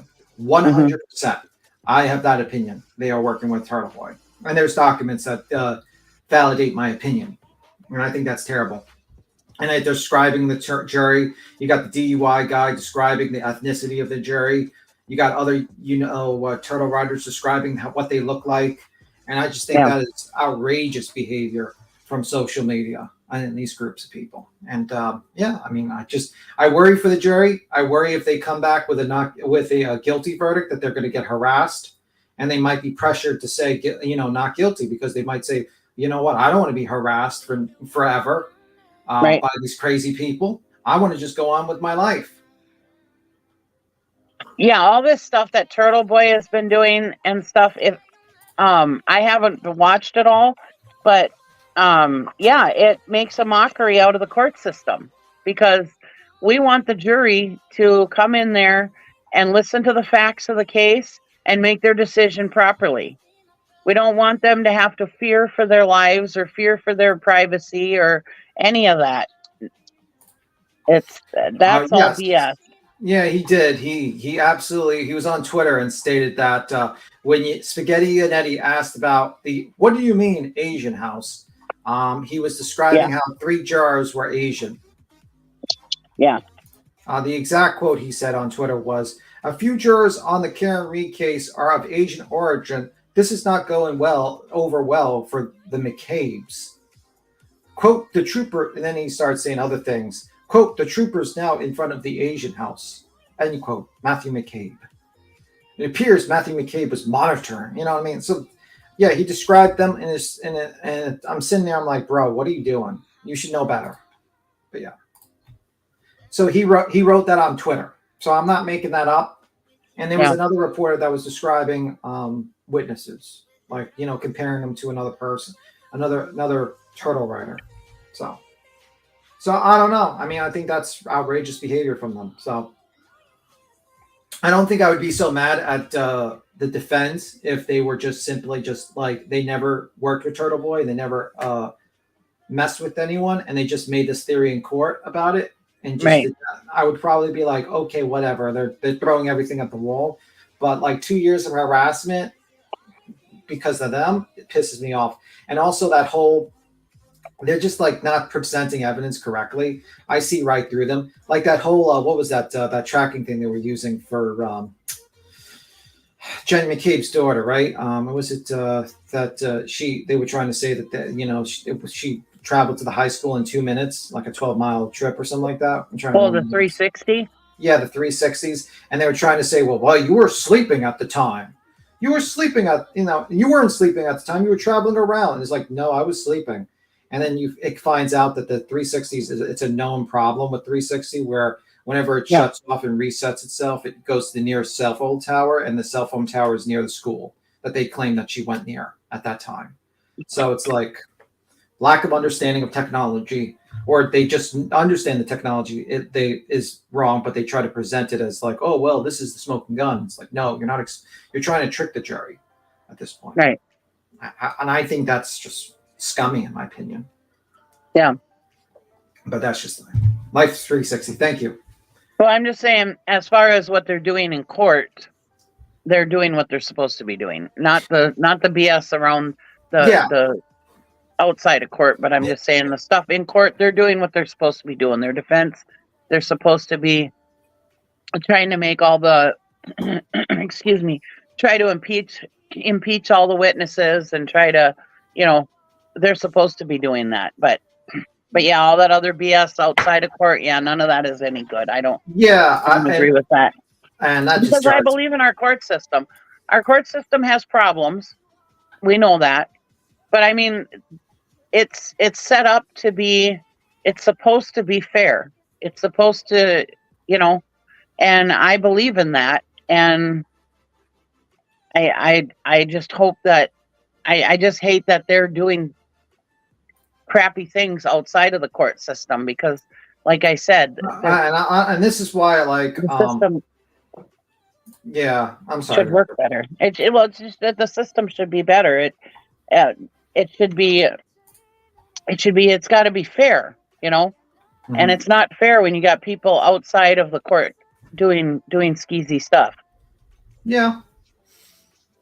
I mean, pretty much. And also Jackson admitted on the courtroom steps that, there was no criminal intent. Yeah. And I have the recording. I have actually the clip of him stating this to the news press. Well, somebody said Grant can't go back to the courthouse. Yeah, because of the order of protection until it's revoked. Oh boy. Yep. So they said that he's stuck. He's stuck, man. Unfortunately, I mean, that's unfortunately what their game plan is. But you know what? I mean, it is what it is, man. I mean, they got him, basically. It sucks, but they play very dirty, that group of people. And they eventually got him. Very, very dirty. So what else do you want to talk more? Oh, you go, Cheesy. I think it's sad that John O'Keefe may, as an officer and as a good human being, there may never be justice for him, and that makes me sad too. Yeah, I mean, that's pretty much the situation. But yeah, Grant might not be going back, but he's still posting about it. Grant.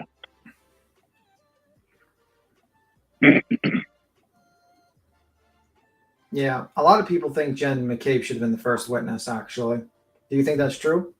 I do. I think she should have been, she should have been at least one of the first witnesses. Yeah. I think she got buried in the BS, her testimony. I think if she would have been one of the first ones, we wouldn't have had so many questions, and that's why I don't think Lally is the best person to be doing this, because me as a person who hasn't been watching all the BS behind the scenes and stuff, and I'm just looking at the court as it comes and as the witnesses come, I still have no clue what the timeline is supposed to be. I still have no clue as to, there's just so many things that I have no idea what's going on in this case. And I have been watching every single day, except for there was one day I missed, but I watched the recap of it. But there's just so many things that he hasn't proven to me yet. And it's very sad. And I think if we wouldn't have had all the BS with all the other crap that was going on and all these other witnesses where it's like, are they telling the truth or not? I think Jen McCabe should have been one of the first witnesses, because that would have that would have put more in the jury's mind against Karen Reed than all this other fluff that has come. But do you think that now listening to Jen McCabe and now you're real? Do you think you add more credibility to the EMT workers hearing, basically, I hit him. I feel like she might have said, "Did I hit him?" Because I still think that she doesn't know for sure if she did or not. Yeah, I don't know. I think she said, as in it was an accident and she was drunk. What did you think of the period blood thing when she said, "Do I have period blood on my face?" Yeah, what was she doing? Touching her crotch? I mean, I didn't understand that. I was like, that's going to be reviewed.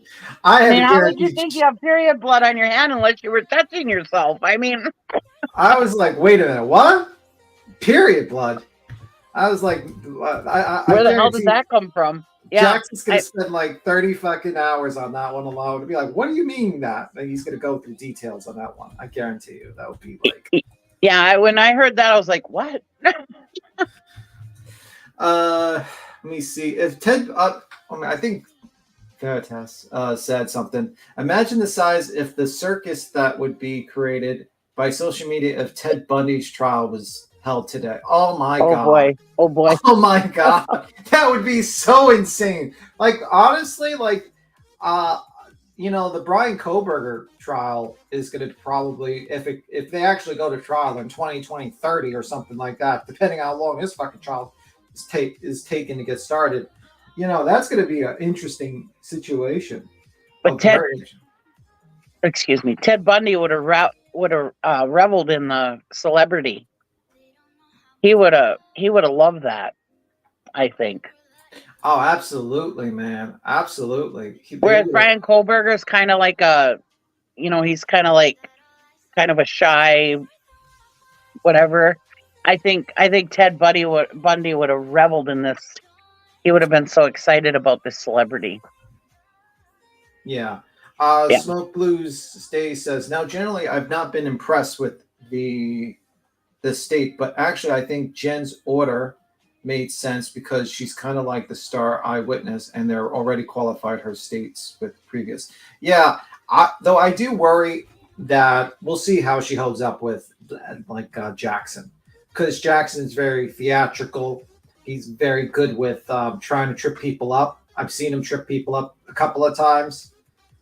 So that's why I call him Distraction Jackson, because he likes to distract you with like minor details here to just ignore the other ones. And it works well sometimes with the jury and eyewitnesses stuff. We'll see how that works here.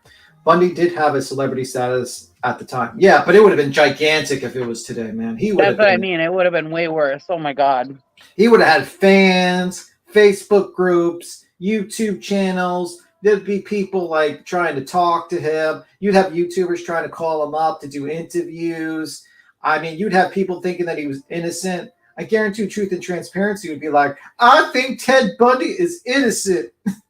He's being framed by the state. Guys, he's being framed and it's a frame job and I'm going to prove it. And she would have like 20,000 people there probably believing it. Her cockamamie theories. I'm just saying that's probably what would happen.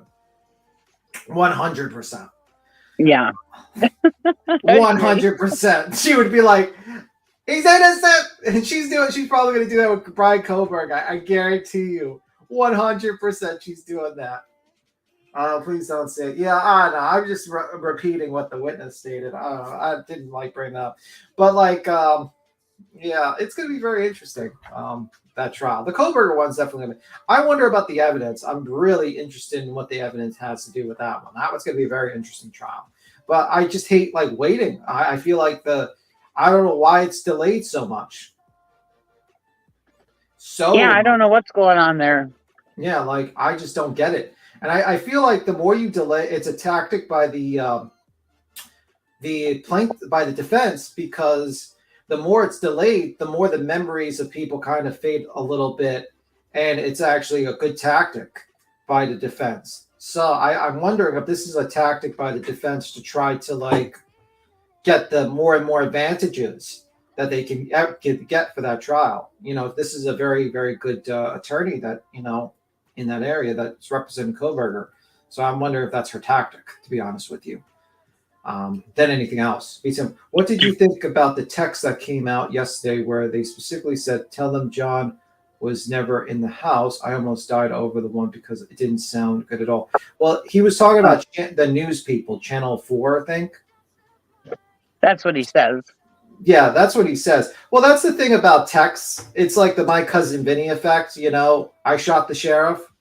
You know, it could sound like I shot the sheriff to I shot the sheriff. It's like, you know what I mean? Like it's a text. All I know is I don't think I'd want any one of these people to be my friend. And they don't seem like very good friends. Yeah. Well, I think they're good friends. I think a lot of them are, but that's we will just. Oh, you got a video. Queen's got a video going up. We'll play it. I'm ready. We'll keep quiet, Queen.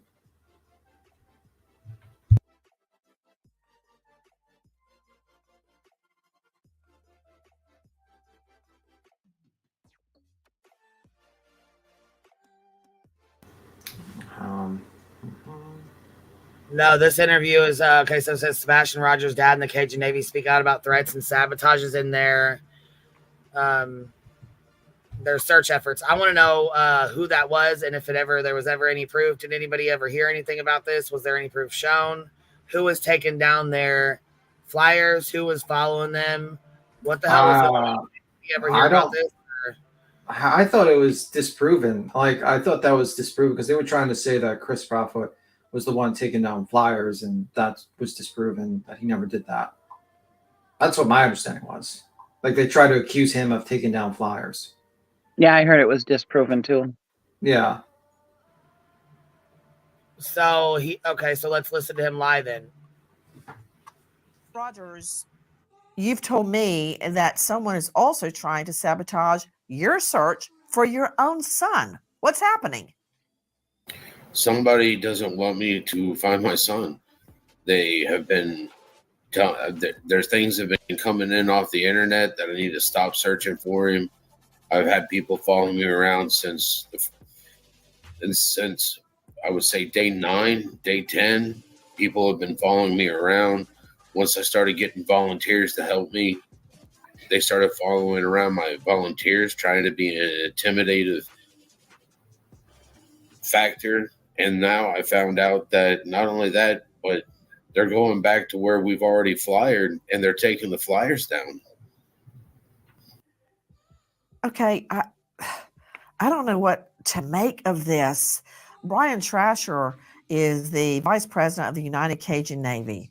Okay, and there have been many incarnations of the Cajun Navy, but this is what I know. This group is out searching for Sebastian. They called off part of the search because they perceived threats. Now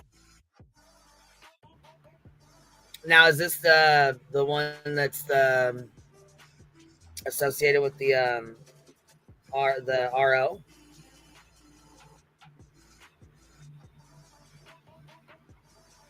We don't know. Okay. I don't know. Sorry. The bio dad, Seth, is telling me that flyers have been torn down for Sebastian. I don't understand that. What's happening, Brian?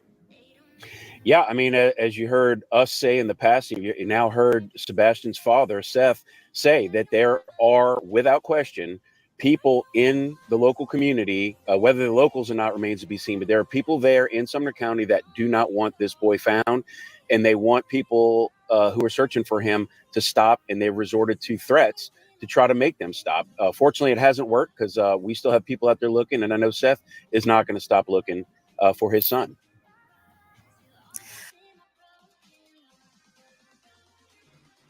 Truth Seeker, do you want to come up here and tell me about it? Because I'm not really sure who you're talking about that's been sending that kind of money.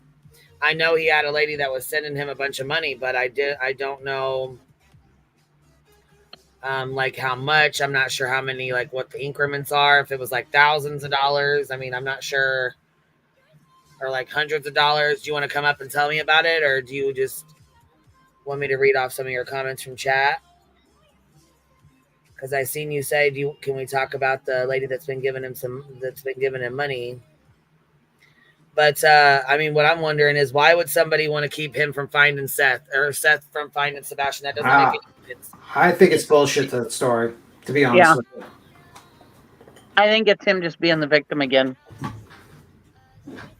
Yeah, that's really what it seems like. And I think it's pretty irresponsible of Nancy Grace to basically spread that without verification, to be honest with you, because that's a big allegation to put against people, that they are purposely trying to, because that's called obstruction of justice. That's basically, that's a crime, to basically be like, we want to make sure that no one finds this child, this missing child. Yeah, you're obstructing justice. You're trying to stop a police investigation. That's a huge allegation to make against a group of people, and or Chris.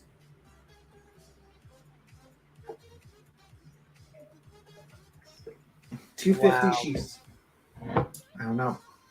Oh, she sent him $250 and said horrible things about Sebastian. Is that what you're saying? I don't know, honey. I'm not sure what you're getting at here, but I'm sure he's been getting lots of money. You know what I mean? Like I said, the Cash App is set up in his sister's name. So yeah, I mean, I question. He's really gonna know. Yeah, and I question. Yeah, and I question that a little bit, because, like, isn't he back to work now? Like, what is he doing now? Like, with the money, is he using it for like? I have no idea, but he said he had to hire an attorney to get the CPS paperwork. Then he was supposed to turn in, or then he was going to tell everybody about it and read it off. And supposedly a lawyer had to message him. Well, they said SF Investigates messaged an attorney or messaged somebody, and then they messaged him and told him not to release any of it, that he should not be reading it on social media, which is common fucking sense. Why would you read your son's personal fucking CPS report on social media for everyone and their mom to hear about, you know?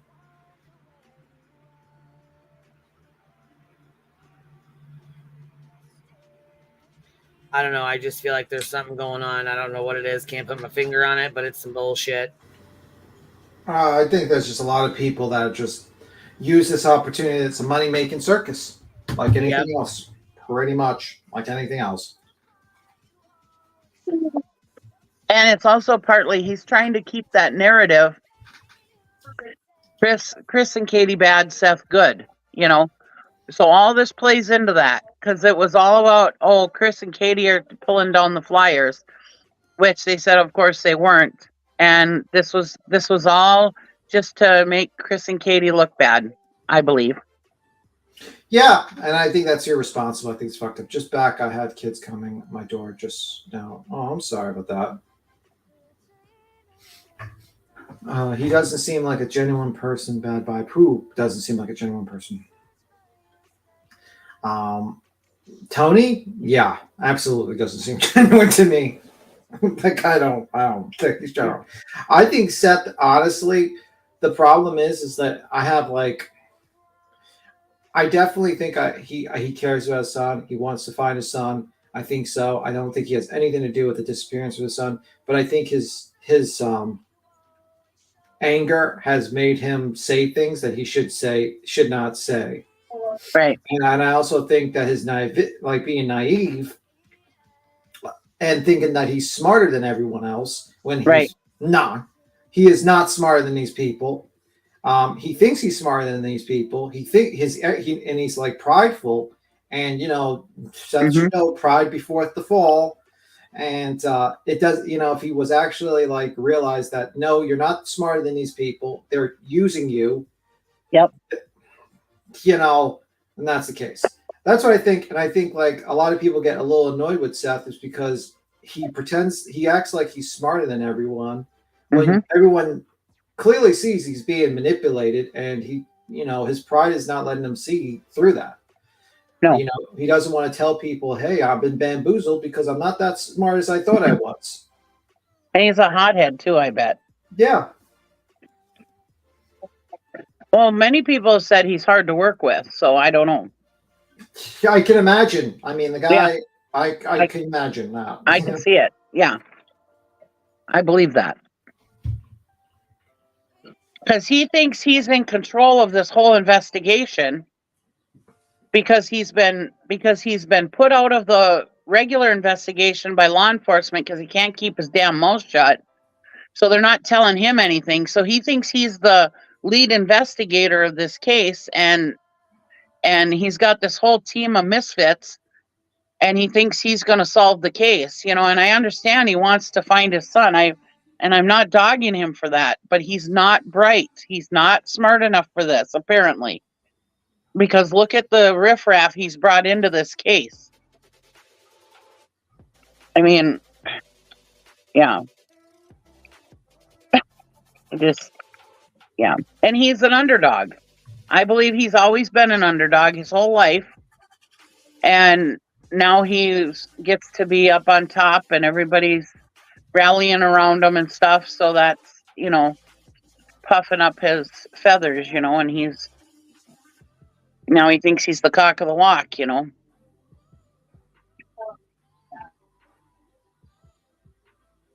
Yeah, and I think a lot of people are blowing smoke up his ass, basically.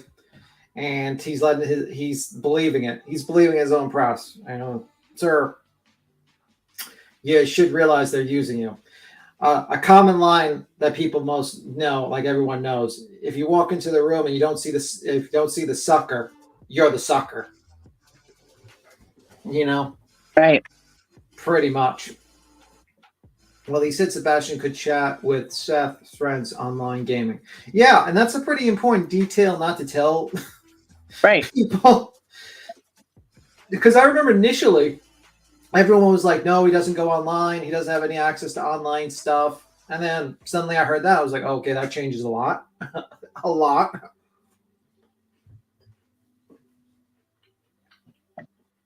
That changes the whole entire thing. Yeah. From what they were saying in the beginning. Yeah. It's like, oh, he doesn't have I'm like, I can name you a couple of cases where basically kids got lured away when they were playing games by adults. A couple. Especially because he wanted friends so badly. It's been said by Chris and Katie that he wanted friends so badly that, yeah, it would have been easy to lure him away. Yeah, think about it. A home where two parents are kind of like separated, in between houses, him by himself, no friends. I can picture an adult tricking him, pretending to be his friend, and slowly like luring him away. And then, you know, he thinking to himself, like with a broken home situation where these two parents are kind of, there's some animosity towards each other. Because I can clearly see, you know, Mr. Seth Rogers is still angry about divorce, you know? And maybe that's the situation that occurred. Maybe he went online, he got lured away. Wouldn't be the most insane theory out there. Yeah, he's mad that he couldn't be the houseboy anymore and just raise the kid, stay home while she's out fighting wars. Yeah, I thought that was interesting. He also tried to get alimony, I heard from her, I think, right? Yeah, and him try to downgrade her and say nasty things about her for being deployed. Hello, she was a soldier. How can you say nasty things about her? They don't choose to go off to war. Yes, they choose to be in the military, and they choose to say, yes, I will be there if you need me to fight, but I'm sure they don't really want to fight if they don't have to. You know, it's not like she was out at the bar being a hoe or something. You know, that's the way he made it sound, you know? Yeah.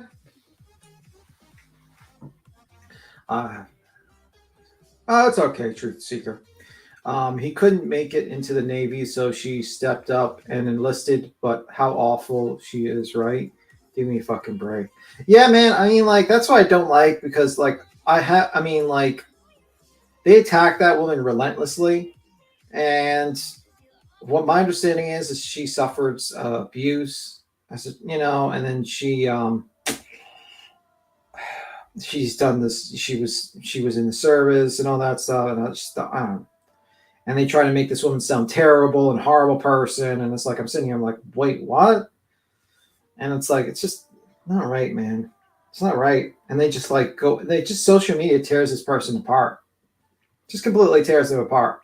It's kind of rich seeing some people, especially an individual with a bullhorn, stand there and scream how much it's terrible to bully Seth. And I'm like, oh my God, lady, what are you doing?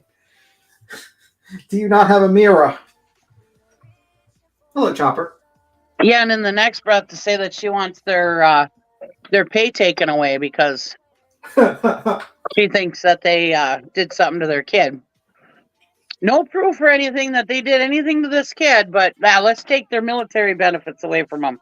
Yeah, because she said so. Yeah, brilliant. Brilliant. I mean, the stupidity. I just.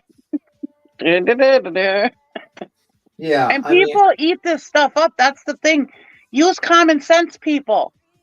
You know, when people are saying stuff, you know, use some common sense. And they were rallying around her saying that about taking their benefits away. Unless you have proof that they did something, no.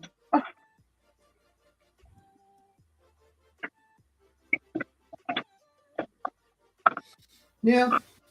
Chris wasn't taking down posters or signs. He was actually putting up the signs he himself made. They've twisted it all. Yeah. We know that story was bullshit. And Nancy Grace, being the OG tragedy pimp, basically spread it on news to make it look like there was a concerted effort by a bunch of people to try to stop Sebastian Rogers from being found, because it makes her story sound even more salacious and great for the audience. That's the truth. That is the truth, in my opinion. Let me see. I think a lot of people owe Katie an apology to her. I believe she don't know where he at. Yeah, well, they're not getting an apology because people like to destroy people's lives quickly, but they'll never apologize for it. They'll just move the fuck on to the next story and tragedy. No, they've said many times that they won't apologize for it because they think that those people abused him, so they shouldn't have to apologize to them. They're abusers. Yeah, well, that's fucking circular, stupid logic. Because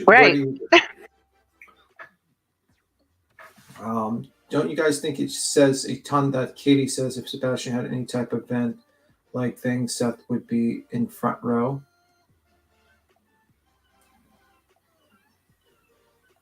Let me see. Do what?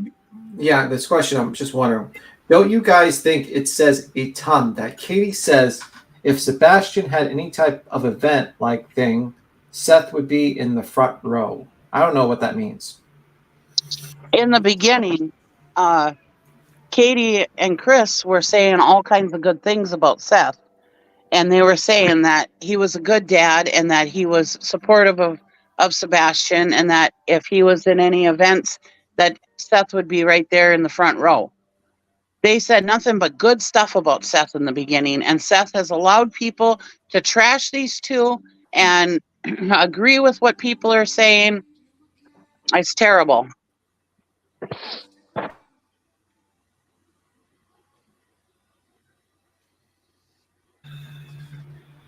Well, I think it says a lot that the police department won't speak to him.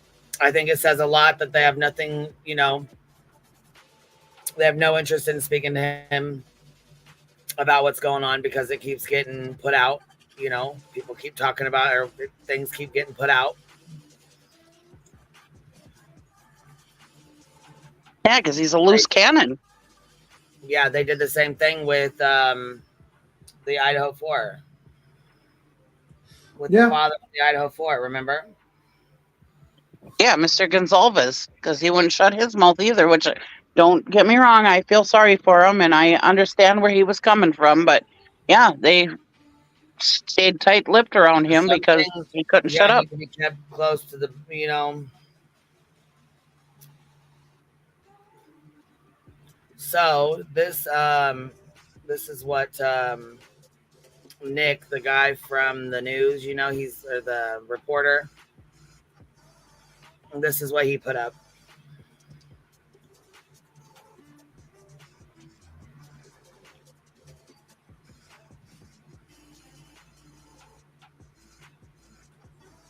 Okay, more rumors run rampant. I appreciate the fact that so many of you continue to show interest in Sebastian Rogers' case, and you message me with questions. The 15-year-old autistic boy has been missing for more than 2 months from his Hendersonville, Tennessee home. Vanished and not a trace found, despite a massive search effort. Authorities say there is no evidence of foul play, though they have not ruled it out. In the absence of any new developments, armchair detectives on social media and podcasts create their own fiction. And I also appreciate so many of you contacting me to ask if any of it is true. You can trust I'll give it to you straight. So what are a couple of latest doozies? 1. Investigators have obtained new video showing Sebastian alive on February 26th when he disappeared. Answer: nope. 2. There is evidence showing Sebastian was in contact with his grandmother on his mother's side before he disappeared. Answer: nope. How do I know? I've been in direct contact with lead investigator with the Sumner County Sheriff's Office, who says this latest stuff is all garbage. All garbage. Let me see. Officer says all garbage. Okay. Would they like to have new leads? You bet. And they respond to all tips, but they deal with facts as I do. As do I. Sorry. Do authorities tell us everything they have in the case file? No. But they won't lie and say something is false if it isn't. They will simply say no comment. Hopefully there will be a credible break in the case. Until then, please be very skeptical of the stunning new developments unless they come from a credible official source. Call tips to 1-800-TBI-FIND. That's TBI, FIND, share. Okay, so that's the number. So, yeah, that's pretty much dispels a lot of the bullshit. Keyboard Warriors just jumped right on the bandwagon. Yep. Let me see. So I feel like we are being pit in.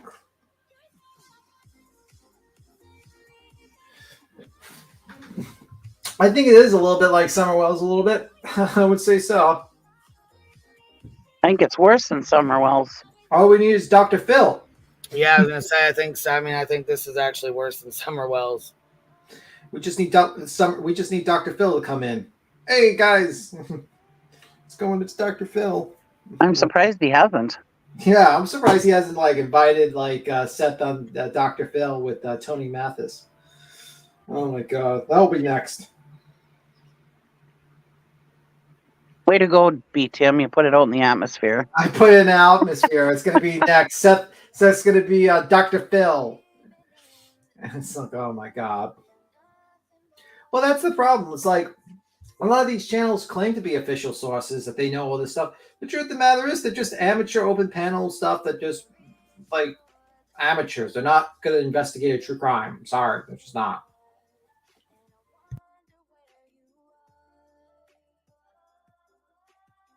Most of them don't even know how to work StreamYards. They get it wrong. So did we ever figure out if that was the one that Nonsense was talking about, the dog handler, if that was the fake one? Because listen, Trisha didn't have time to do a whole vet thing to vet her like that. So she said actually when she was talking to her that it was that was like a quick notice. You know what I mean? Mm-hmm. Yeah, Nonsense did say Julia was legit, but that might have just been because didn't you say that her credentials on the internet looked legit? I don't know. I would like to ask Nonsense how she figured that out. Well, I don't know. I have to look it up. Yeah, because she was on here last night, and Trisha's like, talking to her while she was on there last night, and we went over a little bit of it, and like I said, she kept saying she was legit. I mean, and so did Nonsense. So I'm like, I don't want to sit here and push this lady and say she's legit. She's legit. If she turns out to be not legit, because I haven't been here the entire time to be paying attention to everything that's been going on. You know what I mean? But she doesn't. She seems like there's something that's off. I don't know what it is, and I'm not saying she's like a fake or whatever. I'm not saying that. There's just something that's off. That's all. Yeah, we all got red flags when we were listening to her talk last night. Yeah, and the things that she was saying, it was just really off. Like, here, I'll put it on real quick.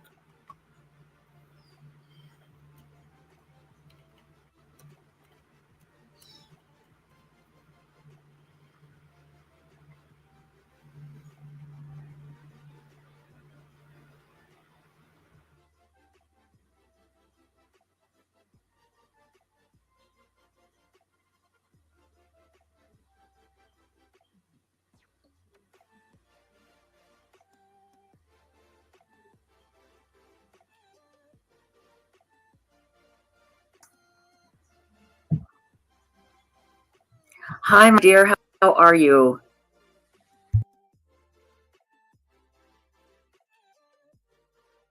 So she says it's the K9 handler, Jules. All right, here we go. I'm good. How are you? I'm good. Thank you so much for joining us tonight. First of all, I want to apologize for all the living hell that you're being put through, because you're coming in here just to try and help Sebastian. And this is so unforgivable, and I am so sorry. So tell us what's going on. Oh, well, I am down here. I'm staying with my cousin. He lives about 40 minutes south of Hendersonville. He's a really awesome guy. He's been following us too, and he's got a friend who's got a boat. And I put out publicly on, first my Facebook got reported and shut down for whatever reason. So I've been communicating on Twitter a lot. It gets it gets nuts. So if anyone has like driven a rescue boat before, like it's like a Safe or a Zodiac, I think are the models. We're looking for somebody. I got a couple. I don't want to say this publicly, like just because we don't know who's watching. I did get a couple of really promising things that people hadn't thought of before. I also talked to 2 students from the University of Tennessee Anthropology School, because they reached out to me on social media, and they said no one's come and talk to us about this, and we'd like to give our opinion. And they gave me a map of area locations where people either go missing, or like coroners have told them like people are found here. And I'm not saying I hope that he's not in one of those locations, but I never thought of that before, and they reached out to me. I'm like, this is really cool. But I have Gator and Aura here with me. I'm currently sitting in my car right now because Howie's got like a zoo in his house basically, and if I were sitting in there talking, they'd be barking their heads off. Oh, we love that though. That's part of our charm. Our animals. Miss Care Bear gifted 10 memberships. Thank you so much, love. I appreciate that. Thank you for supporting the hive, baby. If you guys got one, make sure you tell her thank you. But anyhow, you hear how she's talking to Trisha, right? Yeah. Yes. And her Facebook got taken down. Why did it get taken down? Yeah, I was kind of curious about that too.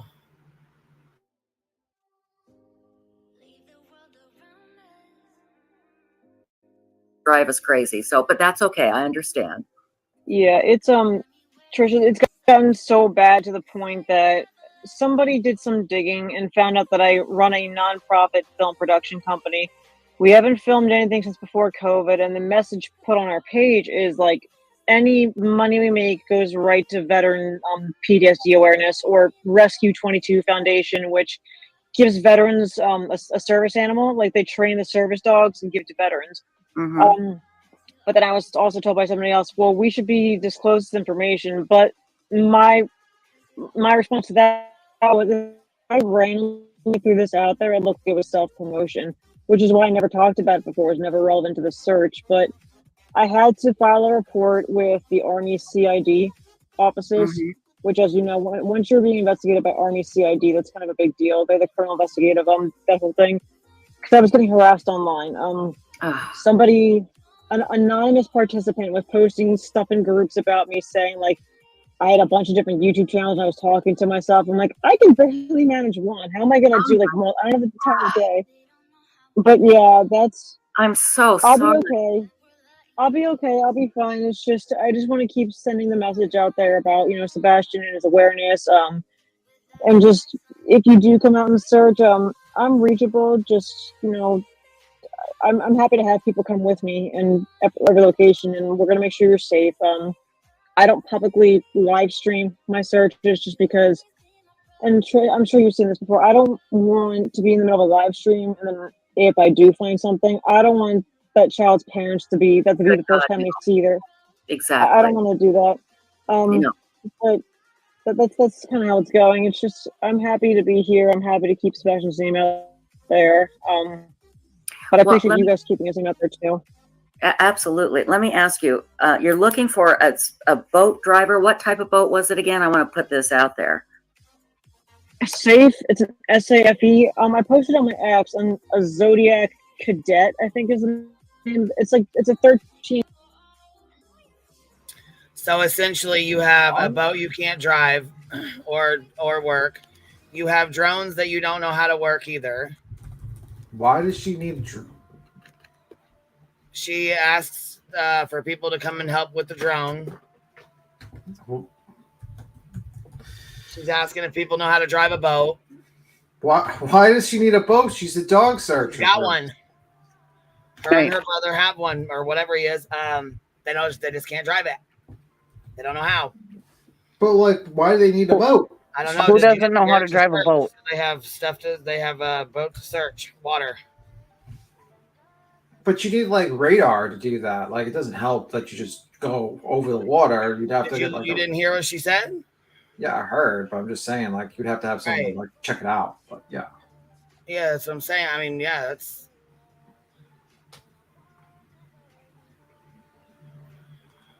She also says she's an investigator in the Army too, so. Okay. Yeah, let's keep listening. But both these for search and rescues, but I don't have a motorboat license, but obviously I wouldn't be because I'm going to be having one of my dogs in the front of the boat. Right. Just to, do. So I just need somebody and a drone pilot. If there's somebody who's got a drone license, that'd be nice too. Okay. You don't need to have a license If to somebody has drive a a boat. drone license, that'd be nice too. What? Drone license? Yes. You don't have to have a drone license. So she needs somebody to drive a boat. She needs somebody with a drone license. You don't have to have a license to drive a boat either. She needs somebody to, be the K9 handler too. Wait a minute, what? No, I'm just fucking with you. I was like, wait, what? I was like, wait a minute, what? I mean, goddamn, she needs fucking something for everything else. She might as well get somebody for the K9 handler too, because she ain't gonna be able to do that either. You know what I mean? But, I feel like you were testing me if I was listening. I was like a test. Now she's in the Army or something, or the military? She says that she's some sort of, I don't know, Voices was on her ass last night. Yeah. If she's in the military, I don't know if she is, but if she is in the military, you'd think she'd know how to drive a boat. You would think. Or at least she's driven I'm sure in the military has driven a lot of things. I'm sure she could handle a boat if she's never driven a boat. Right. You know what I mean? The Navy referred her, so why the fuck can't they help her with it? That's kind of what I'm wondering too. I've never been in the military and I can drive all kinds of boats. But my daughter just told me not everybody's from the land of 10,000 lakes. They don't all know how to drive a boat. Well, 77 said you do need a license for the drones. So. No, you don't. You need they want you, the FAA wants you to get a drone license. My husband looked into it and because we have drones, and he said that you don't have to get a license. You don't have to have a license unless you're going to be flying in where you're not supposed to be flying or something like that. Anyways, I wish he was here. I'd ask him, but sometimes when he talks, I don't really listen. I'm married 31 years, but he did say that you don't have to have the FAA license. But sometimes it's nice to have it if you're going to fly in certain areas, I guess.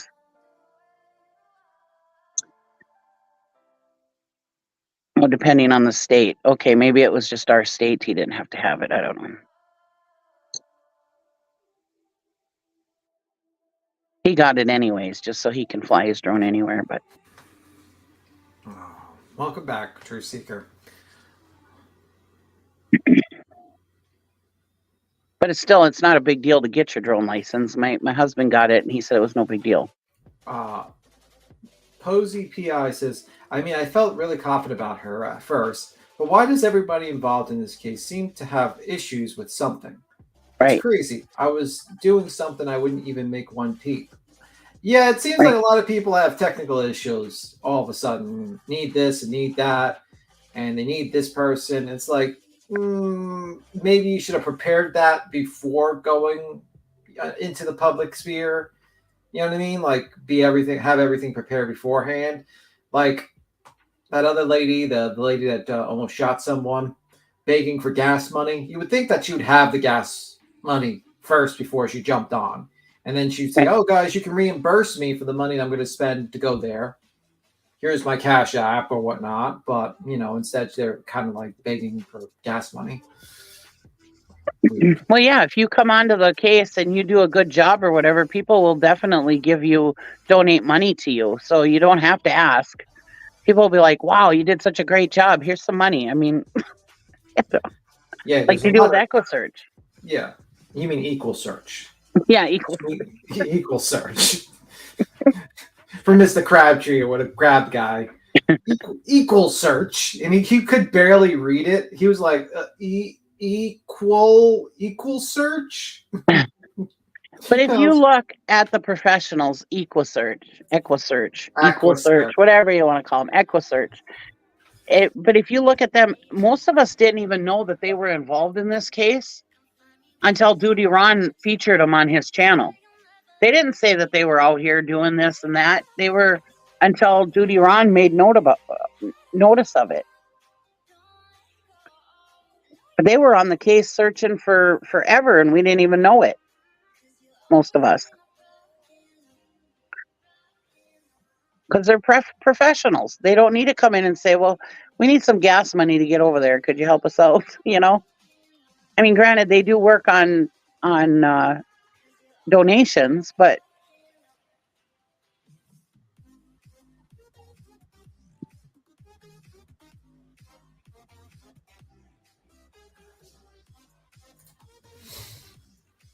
Nina Glass was asking for donations on our Twitter. Which is fine. Working on donations isn't the issue. The issue is coming out and saying, yeah, I can work for you, but you're going to need to pay my gas money and fix my truck. Right. What? What? Yeah, that's not good. That's not a good start to the mission. It's like, hey, guys, we're going to search for your kid, but I don't have gas money. Okay. Oh, and don't mind my past, and don't mind, that I'm not even supposed to be working with children at all. Oh, shit. Don't worry about that. Don't worry about that at all. So nothing to see here. Nothing to see. So what would happen if that woman came, searched for Sebastian, and actually found him, which I hope she would. But if she actually found him, then what happens to her legally? Well, I mean, I guess they'd have to be real assholes to do something to her if she found a missing kid, but still. Congratulations. You could go to jail now for 20 years. I would think the judge wouldn't put her in jail for that, but still, I don't know. Congratulations. Well, it kind of depends, she's on 10 years probation, so... Yeah, like if you're actively breaking your, sometimes the state just says, well, you just, congratulations. You just committed a crime on camera. Congratulations. I guess that falls under self-snitching, right? All right.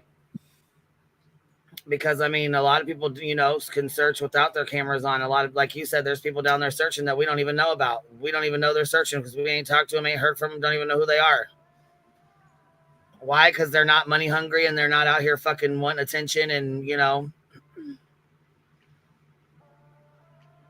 actively hindering and fucking with this case, using, you know, resources that they don't need to be using. And none of this has to pertain to Sebastian's. He's still out missing, and none of this he's lost in the sauce.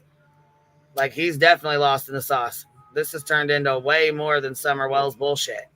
Oh God, this is horrible. Yeah. I mean, this is way worse than Summer Wells, in my opinion.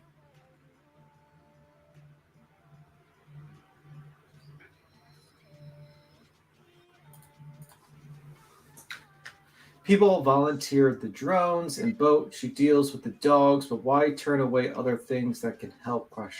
It's a certificate. Good question. So my truck takes diesel fuel, but first my truck needs to be fixed. So if you can do all that, I'm down to search. I'm looking for a mechanic. Right. Next one. She was searching in 2019, posting her Cash App. Apparently she has a pattern. If she's still, yeah, I mean, it works because there's a lot of good people that feel like, you know, they donate what they can to people to help out. You know what I mean? And they hope, you know, they're too trusting of people online. And there's a lot of online grifters that take advantage of situations like that. Now, I'm not saying the lady on the screen is an online grifter. I don't know anything about this lady. She could be a legitimate person. I'm talking about that lady with the car, just so everyone knows when they're watching this, and just in case.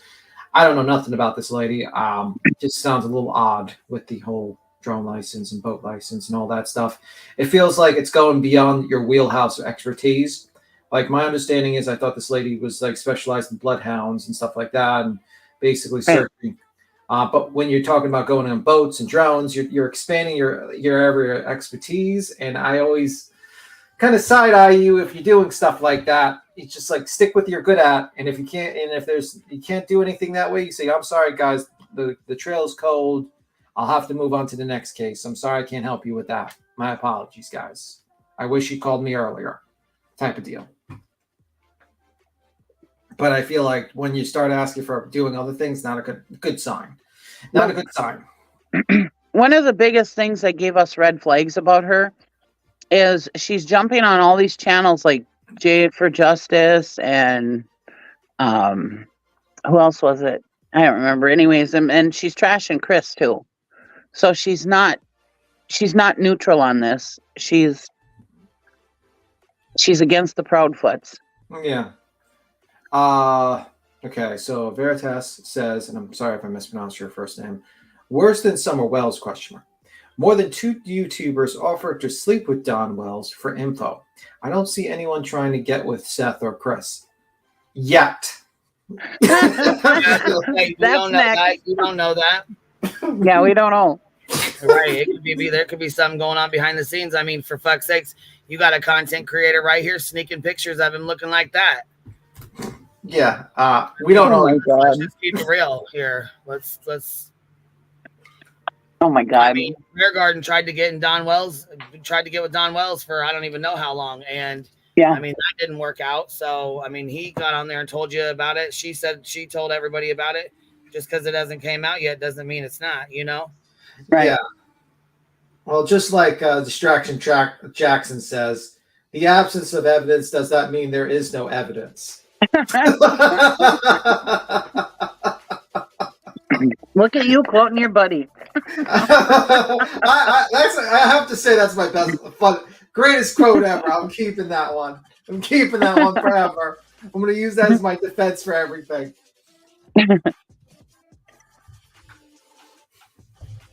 The way BHB is defending him, I don't know.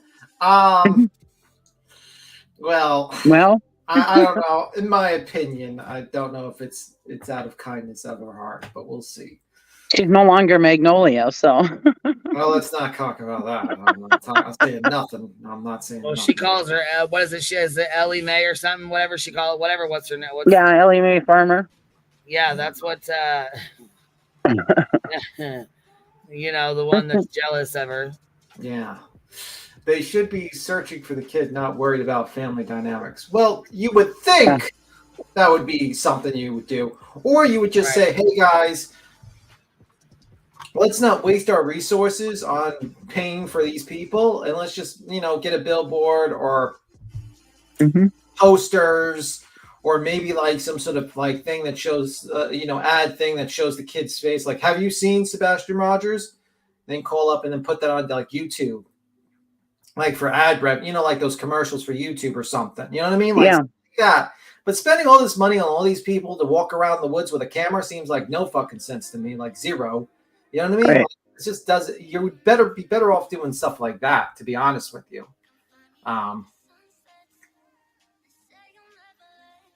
Benny used to close out every live. Well, I mean, then Alan Jackson stole Benny Keys' line. You would say the absence of evidence is the evidence of absence or some bullshit like that. No. Every live he ended every live with the thing. Yeah, and Alan Jackson said that in his one of his questions, like one of his quotes to the DNA expert. Well, it's a common quote in It's the a common legal quote. profession. But there's hope for Benny Keys to become a lawyer if Alan Jackson's a lawyer. That's for sure. I can imagine Benny Keys would be a great lawyer, to be honest with you. He'd be I think with like he could do like presentation, to be honest with you. He's good at presentation. I think he'd be like fantastic. I think he would be fantastic. He's one of those guys that uses big words to sound smart, but he's really not. Well, that's Alan Jackson. You got to have the brains to back up those big words. I mean, you don't need to actually know what the words mean to just say them. Sound smart. But yeah, I don't know why. Did Seth say anything about this photo being leaked at all? I'd be pissed. I'd be like, wasn't it just leaked? Yeah, it was just leaked. I don't think he had time yet. The Rev Gang. The Rev Gang. T-Rev out here being, supposed to be his friend, out here sneaking pictures. What a shitty amount of engagement that is, by the way, on Discord. 9 people, maybe what 7 a shitty people. fucking friend to do that. Yeah, oh my God. Well, like I said, with friends like that, who needs enemies? Well, that's true. That is true. That is true. That is true.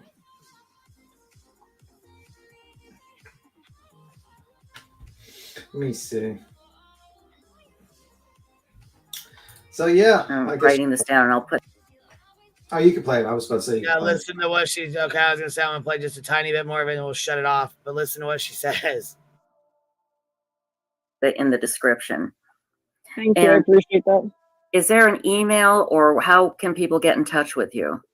I'm on X or Twitter, whatever you want to call it, as the K9 captain, and my email's the same thing. It's the K9 K9 captain at cpt@gmail.com. I can put it in the chat box actually because it's complicated. That would be probably easier that way. Yeah, that would be fantastic. And if somebody in chat, if one of the mods could write it down, that would be fantastic. So you're still out there searching for Sebastian.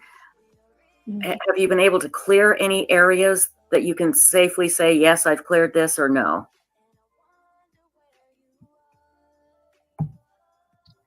There was a couple homeless encampments that were. Say, yes, I've cleared this, or no?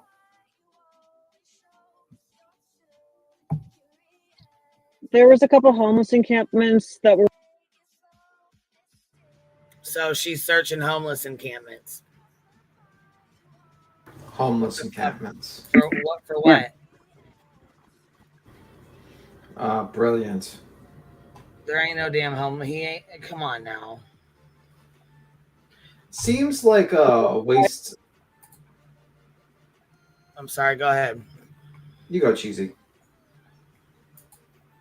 No, that's what Seth was saying, to check the homeless encampment. So she's probably following, because that's Seth's girl, Tony says. So brilliant. Absolutely brilliant. Yeah. I have the pin location. There was a river. There was a church that people asked me to check out. And it's close to that. Whatever that Warner's or whatever shopping center place. I know those have been cleared. There's nothing there, but I have been going to different shop owners outside that 2 mile radius, because the way I look at it is if somebody were to hypothetically have taken him, I doubt they're going to want to do it super close to home because. Now look, Voices ripped her a new ass. She picked out all the bullshit red flags on her right away. That's the heaviest area people are going to be condensed for in a search. Right. So that's why I've been going outside. I've been getting 100% cooperation, and people have been so nice to me if I tell them what's going on. A couple people kind of are like, I'm skeptical of dogs because I don't know they work. And what I've been bringing is I have a knife with a leather sheath, an older knife that my grandfather gave me. And I did this earlier today.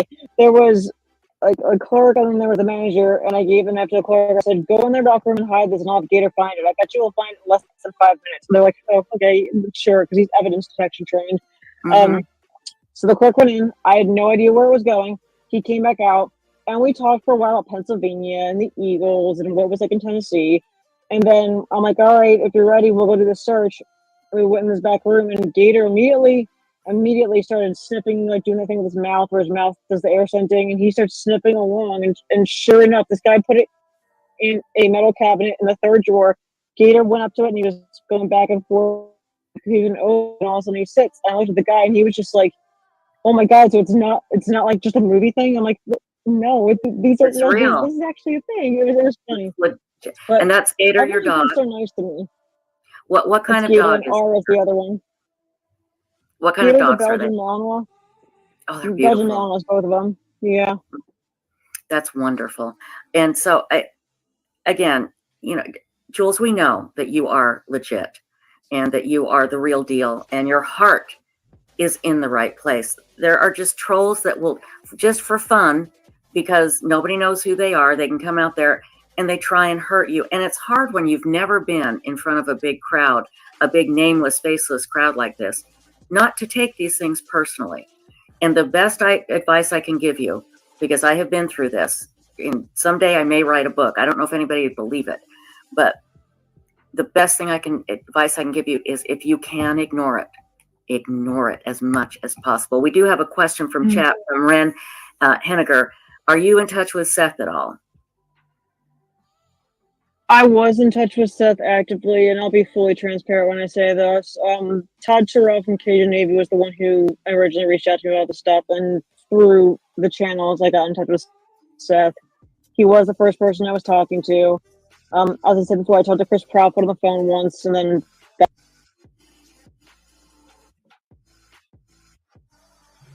So she is pro Seth, and she says he's the first person that she was talking to.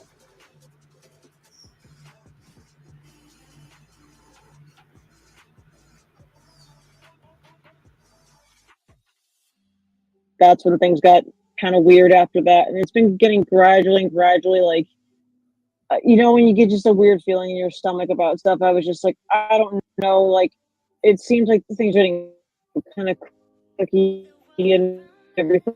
And Seth is a really nice person, and like I want to emphasize that. But I'm not with the people that are coming in now. I don't know what's true and not true, but I can't be around people like that with my Army security clearance or me being an Army officer. So I've been doing my own thing with my friend actually came down with me. His name is Mike. He's got a K9 too, and she's an all black German Shepherd. She's gorgeous.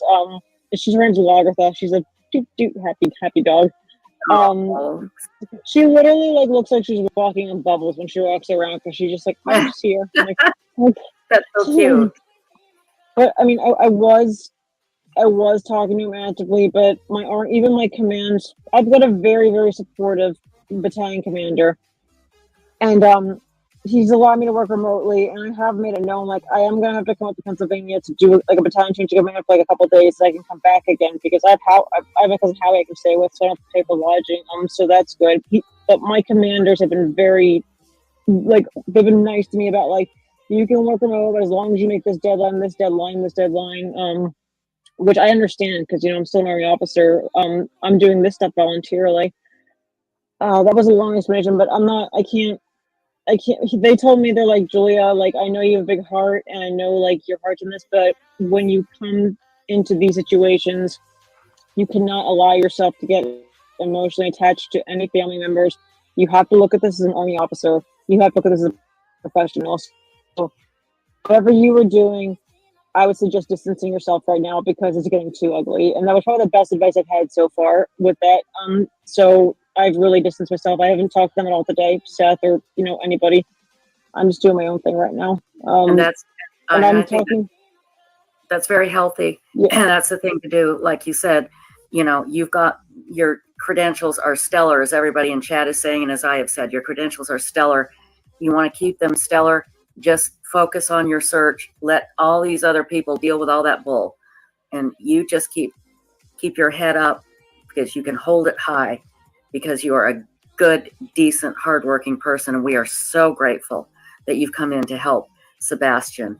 And again, if there's anything we can do, somebody said they had a drone. I've asked them to email me. I'll find out if they have a pilot's license, and then I will put them in touch with you. Again, I will put the email in our description. And if you need things like water or food, let us know, okay? Let us know, because we can go to websleuths.com and get people to send. We've done that. We did this before a lot when Mark Klass used to be involved in searches years ago. We'd set it up and get people to donate water. And usually when you call like the store and say, hey, we need 12 cases of water for searchers, they'd say, oh, okay, well, here, we're going to. Which a lot of businesses will do that. Oh, that's good. That's good.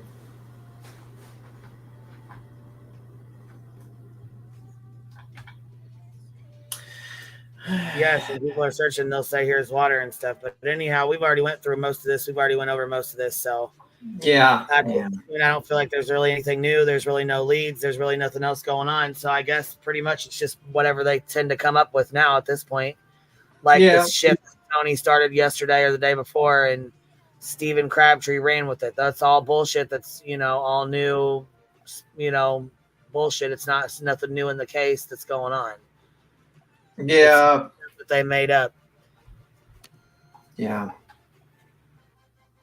I just say I would, I'm not saying that Jules is not legitimate, but I'm not going to say she's legitimate either. I'm going to say the jury's still out on it. Yeah. I have to agree with that. Yep. So. Well, I will probably shut this one on down. We've been on here about 3 hours or so, and I was going to come on here later tonight anyways. It's Saturday. All right, cool. All right. Thanks for having me. Pop on about 6 or 7, and just shoot the shit for Saturday evening. Sure. You guys have a good one. About anything and everything, you know what I mean? Whatever. All right, we're going to have to talk about Cheesy Wheezy's choice of cheese, by the way. Bye. We'll see you later, B10. Bye, guys. Thank you guys for hanging out. I appreciate you. I'm going to go get some stuff done and get some stuff taken care of. And I will catch you guys back about 7 or 8-ish, somewhere in there. I figured we'd do a Saturday night, belly laugh, talking shit, hanging out kind of night. So I think we all need it. We need some lighthearted love. We need some laughs and stuff. So I will catch y'all later. Have a good afternoon, y'all.